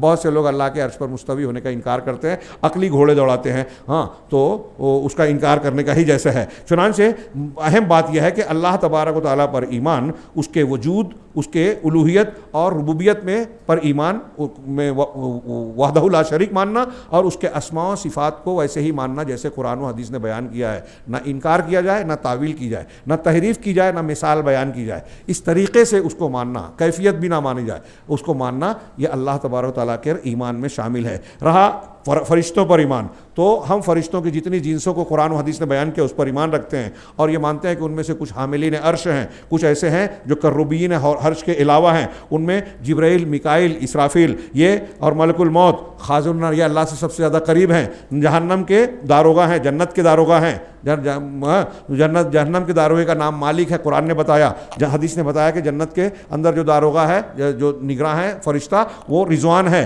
اسی طرح جہنم کے جو فرشتے ہیں ان کو جو ہے اللہ کے غضب کے لیے بنایا گیا ہے، لہٰذا وہ ہنستے نہیں ہیں اور نہ رحم کرتے ہیں، کسی جہنمی پر رحم کھا کے اس کو نکال کے بھگا دیں، ایسا نہیں ہو سکتا. ہاں اسی طرح جنت کے خزان اس کے مطابق ہیں. اسی طرح فرشتوں کے بارے میں قرآن حدیث سے بتایا کہ وہ نور سے پیدا کیے گئے ہیں، وہ ان کی مختلف شکلیں ہیں، ان کا جسم بھی ہے، یعنی ان کے پر ہیں، کسی کے 2 ہیں، کسی کے 3 ہیں، کسی کو 600. اللہ حضرت جبریل کو 600 پر کے ساتھ دیکھا کہ ان کی جسم بھی ہے، ان کو عقل ہے، وہ اللہ کی فرما برداری کرتے ہیں، وہ گناہ نہیں کرتے ہیں. ایسے ان کے جسم بھی ہیں، ان کی صفات ہیں، ان کی عقلیں ہیں، جو اللہ نے ان کو علم دیا ہے وہ علم بھی ہے. تو اس طریقے سے فرشتوں سے متعلق جو تفصیلات بیان کی گئی ہے ہم اس کو مانتے ہیں، نہ اس سے زیادہ کرتے ہیں نہ کم، اس لیے کہ وہ غیب ہے. غیب کے بارے میں ایمان رکھنے کا اصول یاد رکھیے کہ جتنا قرآن و حدیث نے بتایا اتنا ہی مانتے ہیں، نہ اس سے زیادہ نہ اس سے کم. ہاں اور فرشتے اتنے زیادہ ہیں کہ حدیث میں کہا گیا، اللہ کے رسول صلی اللہ علیہ وسلم کو بتایا گیا معراج کی رات میں کہ بیت المعمور میں ایک روز میں جو فرشتے داخل ہوتے ہیں، پھر ان کے بعد آخری ایک مرتبہ جو چلا جاتا ہے اس کی دوبارہ باری نہیں آتی. اب سوچئے کہ ان کی تعداد کتنی ہوگی. یہاں اس سلسلے کی ایک حدیث بھی نقل کی کہ اللہ تعالیٰ نے کہا، اللہ کے رسول نے فرمایا کہ آسمان چرچرا اٹھا، ہاں انی ارا ما لا ترون، میں وہ دیکھ رہا ہوں جو تم نہیں دیکھتے، اور میں وہ سن رہا ہوں جو تم نہیں سنتے. اتت السماء، آسمان چرچرا گیا، جیسے کھاٹ چارپائی چرچراتی ہے نا، تو آسمان چرچرا گیا. وحق لها ان تئتا، اور اس کا حق ہے کہ وہ چرچرائے. ما فیہا موضع 4 اصابع الا وملک واضع جبهته ساجدا للہ، کہ اس میں کوئی بھی 4 انگلی کی جگہ بھی نہیں ایسی ہے آسمان میں جہاں کوئی فرشتہ ایسا ہو جو سجدے میں نہ ہو، اس کی پیشانی نہ جھکتی ہو. بعض میں ہے کہ رکوع یا سجدے اور قیام میں نہ ہو، یہاں صرف سجدے کا ذکر ہے. اور اللہ تعالیٰ نے، اللہ کے رسول نے کہا، واللہ، اللہ کی قسم، اگر تم وہ بات جان جاؤ جو میں جانتا ہوں تو تم بہت کم ہنسو گے اور روتے ہی رہو گے، بہت زیادہ رو گے. وما تلذذتم بالنساء علی الفرش، اور بستروں پر اپنی عورتوں سے جو ہے لذت حاصل کرنا چھوڑ دو گے. ولخرجتم الی الصعودات، اور میدانوں کی طرف نکل جاؤ گے. تجأرون الی اللہ، اللہ سے گڑ گڑاتے رہو گے. لوددت، اور کہو گے لوددت انی کنت شجرۃ تزاد، کہو گے کہ کاش میں یہ پسند کرتا ہوں کہ میں ایک جھاڑ ہوتا، درخت ہوتا، انسان نہیں رہتا، حساب کتاب نہیں ہوتا، کاش کہ میں ایک درخت ہوتا اور مجھے کاٹ دیا جاتا.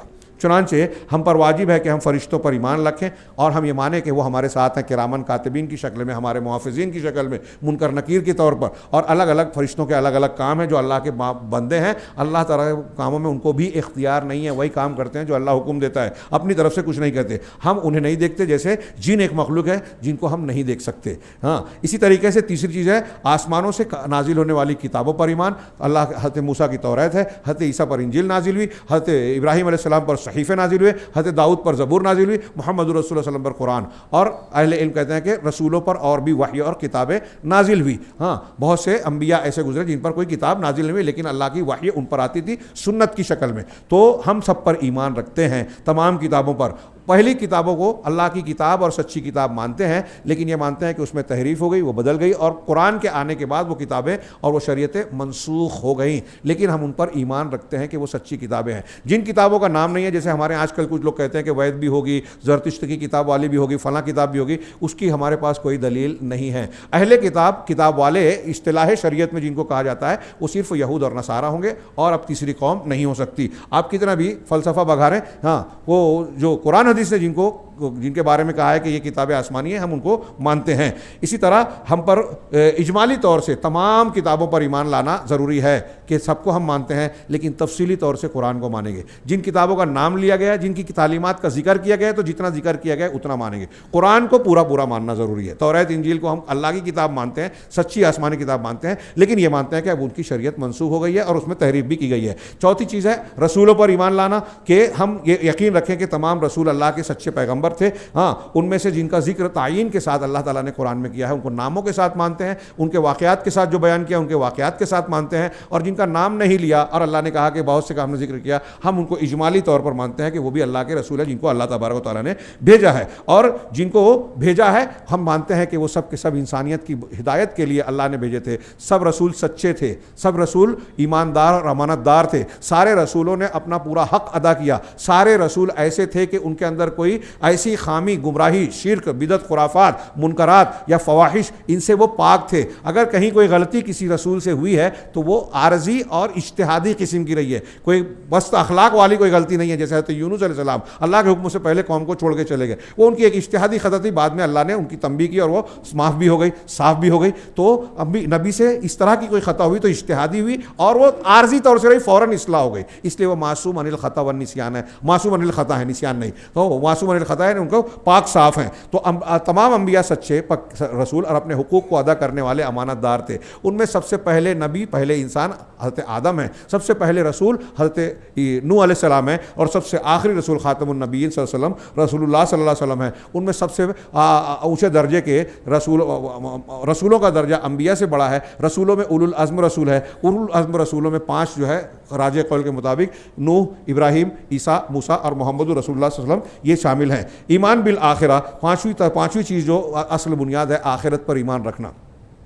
آخرت پر ایمان، اللہ اور رسول اللہ صلی اللہ علیہ وسلم نے مرنے کے بعد سے جن چیزوں کو بتایا وہاں سے آخرت شروع ہو جاتی ہے، اور ایمان بالآخرہ میں اہل علم نے قیامت کی نشانیوں کا بھی ذکر کیا، اور مرنے سے لے کے جو پھر قبر کا، برزخ کے جو معاملات ہیں، اور دوبارہ زندہ کیا جانا ہے، دوبارہ زندہ کیے جانے کے بعد میدان محشر میں جو سوال جواب ہوگا، اور اس کے سوال جواب ہوگا، میدان محشر میں جو صراط ہوگی، وہ کیا نام ہے، حوض کوثر ہوگا، ہاں شفاعت وغیرہ کا جو معاملہ ہوگا، ان کی جو بھی تفصیلات قرآن حدیث میں ہے، میزان اعمال کا تولا جانا، ہاں اچھے اور برے کے مختلف انجام، ان کی شکل صورت کا ذکر، صورت کا سوا نیزے پر ہونا، عرش الہی کا سایہ ہونا، اس میں مخصوص لوگوں کو جگہ ملنا، پھر اس کے بعد پورے صراط سے گزرنا، ہاں حوض کوثر سے پانی پینا، بدعتیوں کو بھایا جانا، یہ جتنی تفصیلات بتائی گئی، پھر اس کے بعد جنت اور جہنم میں جانا، جنت کی تفصیلات اور جہنم کی تفصیلات جو قرآن و حدیث میں ہیں، ان ساری چیزوں کو ماننا ایمان بالآخرہ میں شامل ہے۔ آخری چیز جو ہے تقدیر پر ایمان رکھنا، کہ جو کچھ ہوتا ہے اچھا برا سب تقدیر میں درج ہے،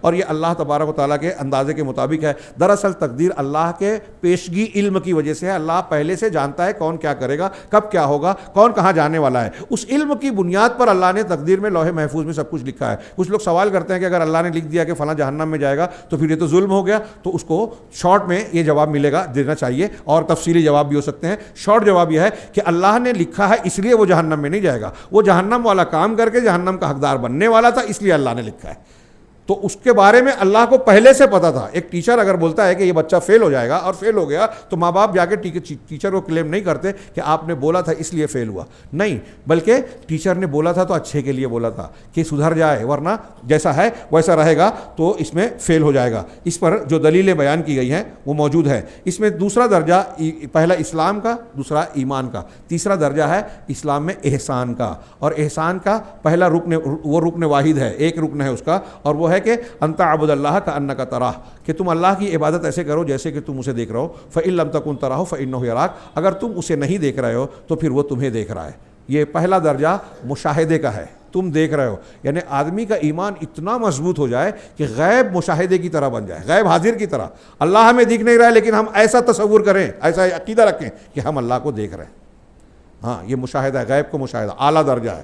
اور اس سے کم درجہ ہے مراقبہ، ہاں جو صوفی لوگ اس پر ڈھونگ کرتے ہیں، الٹے سیدھے معنی بیان کرتے ہیں، تفصیل میں نہیں جا سکتا، کہ ہم اگر نہیں دیکھ رہے ہیں تو اللہ ہمیں دیکھ رہا ہے، تو یہ احسان اللہ کے ساتھ ہے۔ اللہ نے فرمایا، اس پر دلیل ہے، ان اللہ مع الذین اتقوا، یقیناً اللہ ان لوگوں کے ساتھ ہے جو متقی ہیں، والذین هم محسنون، اور وہ جو محسنین ہیں، احسان کرنے والے۔ احسان کا درجہ عدل سے اونچا ہے۔ عدل یہ ہے کہ آپ کسی کو اس کا حق دے، احسان یہ ہے کہ حق سے بڑھ کر دے، جو نہیں بنتا آپ اور دے، فرض کے ساتھ آپ نفل بھی انجام دے، زکوٰۃ کے ساتھ آپ صدقات بھی دیں، کسی کا قرضہ ہے 100 روپیہ، آپ 100 روپیہ دے کے اس پر 10-20 روپیہ اور بڑھا کے دیں، یہ احسان ہوا۔ پہلے سے طے ہوگا تو سود ہو جائے گا، طے نہیں ہے، آپ اپنی خوشی سے دے رہے ہیں، یہ الگ بات ہے، ابھی وہ دوسری بحث ہو جائے گی۔ تو بہرحال احسان یہ ہے، اس پر اللہ کا قول، اور اسی طرح اللہ تعالیٰ کا فرمان، وتوکل علی اللہ علی العزیز الرحیم، اور اللہ پر، عزیز رحیم پر آپ توکل کیجئے، ہاں جو عزت والا اور رحم والا ہے۔ الذی یراک حین تقوم، جو وہ ذات جو تمہیں دیکھتی ہے جب تم قیام کرتے ہو، وتقلبک فی الساجدین، اور سجدہ کرنے والے مسلمانوں کے درمیان آپ کے چلنے پھرنے کو، گھومنے پھرنے کو بھی دیکھ رہا ہے۔ انہ هو السمیع العلیم، یقیناً وہ سننے والا اور علم والا ہے، یعنی وہ تمہیں دیکھ رہا ہے۔ اگر تم اللہ کو دیکھ رہے ہو یہ تصور نہیں کر سکتے تو یہ تو پکی بات ہے کہ اللہ ہمیں ہر حال میں دیکھ رہا ہے۔ ہر مسلمان کو یہ ماننا ہی چاہیے، اور یہی ماننا انسان کو سدھارتا ہے۔ روزے کی حالت میں ہم روزہ رکھتے ہیں، اکیلے میں بھی پانی نہیں پیتے, کھانا نہیں کھاتے, کیوں؟ اس لیے کہ ہمیں یہ یقین ہوتا ہے کہ اللہ جس کے لیے روزہ رکھا ہے وہ ہمیں دیکھ رہا ہے. تو یہی عقیدہ, یہی تصور انتہائی مضبوط بن جائے تو انسان ہر موقع پر احسان کرنے والا ہوگا. یہ نماز ہی کی نہیں بلکہ نیکیوں کے معاملے میں بھی ہوگا. احسان یہ بھی ہے کہ بندوں کے ساتھ آپ احسان کریں, والدین کے ساتھ احسان, پڑوسیوں کے ساتھ احسان, بزرگوں کے رشتہ داروں کے ساتھ احسان, یہاں تک کہ جانوروں کے ساتھ احسان. یہ مخلوق کے ساتھ احسان ہے, اور اس میں بھی آپ حق سے زیادہ بڑھا کے دے رہے ہیں, اور یہ تصور کر رہے ہیں کہ میں یہ کر رہا ہوں تو اللہ مجھے دیکھ رہا ہے, اور میں یہ کر رہا ہوں تو اللہ تعالیٰ مجھے اجر دے گا. تو وہ احسان کا والا معنی جو اللہ کے رسول نے بیان کیا وہ اس میں شامل ہو جائے گا. اس طریقے سے یہ احسان کا ایک معنی ہوتا ہے عمل کو مضبوطی سے کرنا, جو آپ نیکی کر رہے ہیں وہ اچھے سے کرنا, مطلب اسلام ایمان, اور اسلام اور ایمان میں خوبصورتی پیدا کرنا احسان ہے. یعنی آپ کے ایمان اور اسلام کی کوالٹی بیسٹ ہونی چاہیے. ایک مسلمان بیسٹ کوالٹی والا ہو جائے تو وہ احسان والا ہو گیا. میں سمجھانے کے لیے کہہ رہا ہوں. تو عمل کو اتقان کے ساتھ مضبوطی سے کہنا, اور دوسرا یہ ہے کہ مخلوق کے لیے اللہ کی عبادت کے مقصد سے اس سے مدد ملے, اس مقصد کے تحت مخلوق سے جو ہے وہ حسن سلوک کرنا. یہ دوسری درجے کی بات میں نے کی اور بڑے اختصار سے کام لیا. اصول ثلاثہ میں تیسری اصل جو ہے وہ اللہ کے رسول صلی اللہ علیہ وسلم, من نبیو کا یا محمد الرسول صلی اللہ علیہ وسلم کے بارے میں 2 منٹ لے لوں. 2 منٹ صرف, پورا نہیں ہوگا, میں صرف ایک سرسری طور سے کہ بھائی ضرورت نہ رہ جائے. ان کی باتیں خود کئی صفحات میں ہیں, یعنی جو آدھا صفحہ, میں صرف 1-2 منٹ میں صرف اس کا تذکرہ کر دوں تاکہ پھر بات نامکمل نہ کہلائے. مکمل بھی نہیں ہے لیکن نامکمل بھی نہ رہے. تیسری اصل یہ ہے کہ نبی محمد صلی اللہ علیہ وسلم کی معرفت. ایک تو یہ کہ جو آپ قوم سے ہیں, کس قبیلے سے ہیں, محمد بن عبداللہ بن عبد المطلب ابن ہاشم, ہاشم بن قریش, قریش بن عرب, اور عرب اسماعیل بن ابراہیم کی ذریت سے ہیں. ہاں, وہ سب سے افضل نبی ہیں. تو آپ کے ایک نبی ہونے کا جو تعلق ہے, اللہ تبارک و تعالیٰ نے قرآن کی مختلف آیتوں میں آپ کا تذکرہ کیا. آپ جیسا کہ میں نے کہا عرب مستعربہ میں سے ہے, اور اللہ تبارک و تعالیٰ اللہ کے رسول حضرت ابراہیم کی دعا میں سے ہے, ربنا وبعث فیہم رسولا. حضرت ابراہیم و اسماعیل نے دعا کی تھی. تو یہ دعا ہے, حدیث میں ہے کہ میں خاتم النبیین ہوں اس وقت سے جب کہ آدم علیہ السلام مٹی اور کیچڑ میں تھے. مطلب لکھا ہوا تھا تقدیر میں, تب سے آپ موجود ہے یہ مطلب نہیں ہے. ہاں, میرے پاس لکھا ہوا تھا, اور جو ہے میں ابراہیم کی دعا کی تعویل ہوں. ابراہیم علیہ السلام نے جو دعا کی تھی, اور عیسیٰ علیہ السلام نے جو اپنی قوم کو بشارت دی تھی کہ میرے بعد ایک نبی آئے گا جس کا نام احمد ہوگا, وہ بشارت ہوں, اپنی والدہ کا خواب ہوں. ہاں, اور اس کے وہ حدیث آپ جانتے ہیں. اسی طرح آپ کو 23 سالہ زندگی ملی, جس میں سے نبوت سے پہلے, نبوت 40 سال کے بعد, 40 سال نبوت سے پہلے کی, 63 سال آپ کی ٹوٹل عمر ہوئی, 40 سال نبوت سے پہلے کی اور 23 سال جو ہے نبوت کے بعد کی. اس میں سے لگ بھگ 13 سال مکی زندگی کا اور 10 سال مدنی زندگی کا. آپ کو جب اقرا نازل ہوا تو اس سے آپ نبی بنے, اور یا ایھا المدثر جب کہا گیا تو کہا کہ اس کے ذریعے سے آپ رسول بن گئے, رسول کا درجہ دیا گیا. آپ کا شہر مکہ تھا, اللہ تبارک و تعالیٰ نے آپ کو مبعوث کیا, اور پہلے ہی حکم میں کہا کہ لوگوں کو پہلے علم حاصل کرنے کا, دوسری وہی یا ایھا المدثر قم فانذر میں لوگوں کو ڈرانے کے لیے کہا شرک سے, اور توحید کی طرف دعوت دینے کے لیے یا ایھا المدثر والی آیت پڑھ لیجئے, اس کی تشریح بیان کی گئی ہے. اسی طریقے سے آپ نے جو ہے ابتدائی دور میں صرف توحید کی تعلیم دی, 13 سال تک توحید کی تعلیم دی. ہاں, اور پھر 10 سال کے بعد آپ کو معراج کا سفر کرایا گیا, وہاں نماز فرض کی گئی. نماز اس سے پہلے آپ پڑھتے تھے 2 یا 3 ٹائم, اور رات کو تہجد پڑھتے تھے 2 رکعت تھی. پھر معراج کی رات میں 5 وقت کی فرض ہوئی, تفصیلات آپ جانتے ہیں. اور دنیا میں آنے کے بعد ان کے اوقات وغیرہ بیان کیے گئے, رکعات وغیرہ بیان کیے گئے. 2 دن حضرت جبرائیل علیہ السلام نے آپ کو آ کر نماز پڑھائی اور کہا کہ نماز کے اوقات ان کے بیچ میں ہے. اللہ تعالیٰ نے نماز جبرائیل کے ذریعے سے پڑھوائی, نماز کا طریقہ آسمان سے بتایا, جبرائیل نے پڑھ کر بتایا, اللہ کے رسول نے اقتدا کی, اللہ کے رسول نے امت کو پڑھ کر بتایا. ہمیں بھی ویسی ہی نماز پڑھنی چاہیے, وہی نماز پڑھنا چاہیے. پھر اس میں اللہ کے نبی صلی اللہ علیہ وسلم کی ہجرت کا تذکرہ ہے, فرائض کا ذکر ہے. اور پھر اللہ کے نبی صلی اللہ علیہ وسلم نے یہ بھی فرمایا کہ اگر کوئی شخص اس عقیدے کو, آپ نے ہجرت کی تو ہجرت کے تعلق سے حکم بنایا کہ اگر کوئی شخص اپنے عقیدے کی حفاظت کسی شہر میں نہیں کر سکتا, یولا میں رہنے والے اگر یولا میں مسلمان نہیں رہ سکتے تو آپ کو یولا چھوڑنا ضروری ہے, فرض ہو جائے گا, تاکہ آپ اپنا دین بچائیں. مطلب یہ ہوا کہ عقیدہ ایمان سب سے قیمتی چیز ہے. اس کے لیے گھر چھوڑا جا سکتا ہے, رشتہ داروں کو چھوڑا جا سکتا ہے, دولت کو چھوڑا جا سکتا ہے, جان دی جا سکتی ہے, عقیدہ نہیں چھوڑا جائے گا. تو اس سے اس کی قیمت پتہ چلی. تو اسی طریقے سے مسلمانوں کو قیامت تک کے لیے ہجرت مشروع ہے اگر ایسے حالات ہو جائیں. اس کے بعد اللہ کے نبی صلی اللہ علیہ وسلم نے جو ہے مدینہ میں جو ہے استقرار کیا, حکومت اور ایک معاشرہ بنا, پھر اس کے احکامات آئے, حلال حرام اور ساری شریعت کی تفصیل آئی. اس کے بعد اللہ تبارک و تعالیٰ نے بتایا کہ آپ اعلان کر دیجئے کہ آپ سارے دنیا کے لیے رسول بنا کر بھیجا گیا. بادشاہوں کو آپ نے خط لکھا, مبلغین بھیجے, لوگ اسلام میں داخل ہوئے. آپ کے زمانے میں ایک لمبا بڑا حصہ مسلمان ہو گیا تھا, اور اللہ تعالیٰ نے کہا اذا جاء نصر اللہ والفتح ورأیت الناس يدخلون فی دین اللہ افواجا. اللہ کی مدد اور جو ہے فتح ہو گئی تو اب دین میں فوج در فوج لوگ داخل ہو رہے تھے. تو اہل عرب تو فوج در فوج داخل ہو رہے تھے. پھر ابوبکر صدیق, عمر فاروق اور عثمان غنی کے زمانے میں دنیا کے 1/3 سے زیادہ حصے میں اسلام پھیل گیا, لوگ مسلمان ہو گئے, اور دنیا کا کوئی حصہ ایسا نہیں تھا جہاں اسلام کا نام یا کسی نہ کسی شکل میں اس کی دعوت نہ پہنچی ہو. اور آج پوری دنیا میں یہ پھیلی ہوئی ہے. دین کو مکمل کر دیا. دین کی بنیاد جو ہے اسلام, راس الایمان, راس الدین الاسلام, دین کی بنیاد اسلام ہے. اسلام میں آپ نے کہا توحید اور رسالت کو ماننا ہے. اس کا عمود جو ہے وہ نماز ہے, اور اس کے کوہان کی اونچائی جو ہے جہاد ہے. جہاد سے مراد صرف جنگ والا جہاد نہیں, بلکہ دعوت و تبلیغ کرنا, لوگوں تک دین کو پہنچانا. آپ اسلام پر قائم ہیں, لوگ آپ کے مخالفت کر رہے ہیں, مذاق اڑا رہے ہیں, کیڑے نکال رہے ہیں, اور آپ کا دین پر قائم رہنا یہ جہاد میں سب شامل ہے. آپ حق پر قائم رہیں, قرآن و حدیث اور توحید اور سنت پر قائم رہیں, لوگ آپ کی مخالفت کریں گے. تو نبی صلی اللہ علیہ وسلم نے دین کو مکمل کر دیا, ہمارے حوالے کر دیا. صحابہ, تابعین, تابعین, محدثین, مفسرین نے اپنی زندگیاں کھپائی, اسی اسلام کو اختیار کیا, محفوظ کیا, ہم تک پہنچایا, ہم کو پڑھایا. اب ہماری ذمہ داری ہے کہ یہ امانت اسلام کی ہمارے پاس ہے. رب اللہ تعالیٰ ہے, ہم پہچانتے ہیں رب کی معرفت, دین کی معرفت کہ اللہ کے یہاں یہی دین اسلام قابل قبول ہے جو آسمان سے اتارا. جو لوگوں نے بنایا چینج کر دیا وہ دین نہیں چلے گا, بلکہ وہی جو اللہ نے اتارا قرآن اور حدیث میں جو ہے وہ چلے گا. اور محمد رسول اللہ صلی اللہ علیہ وسلم کو نبی مانے تو آپ کی اطاعت کریں, آپ کی فرمانبرداری. آپ کائنات کے امام ہیں, آپ ہمارے امام ہیں, رہبر ہیں. اگر کوئی شخص, کوئی امام اگر کسی کو بڑا مانتے ہیں اور رسول کی مخالفت کرتا ہے تو ہمارا وہ امام ہو نہیں سکتا, یا اس معاملے میں اسے تو امامت نہیں مانا جائے گا جہاں وہ رسول کی مخالفت کر رہا ہے. یہ اس طریقے سے یہ قبر کے 3 اصول ہیں دین کے. ان 3 اصولوں کو مانتے ہیں تو ہمارا دین صحیح ہوتا ہے, محفوظ ہوتا ہے, اور ہمارے بارے میں ہم یہ امید کر سکتے ہیں کہ دنیا میں بھی اللہ تعالیٰ سعادت دے گا اور آخرت میں بھی کامیابی دے گا. اللہ سے دعا ہے کہ وہ ان 3 اصولوں کو ہمارے ظاہر باطن میں, ہمارے دل و دماغ میں اچھی طرح داخل کرنے, سرایت کر دینے کی توفیق عطا فرمائے. اور یہ 3 اصول جتنی مضبوطی سے ہمارے اندر ہوں گے, یقین مانیے کہ دنیا اور کی بھی سعادت ملے گی.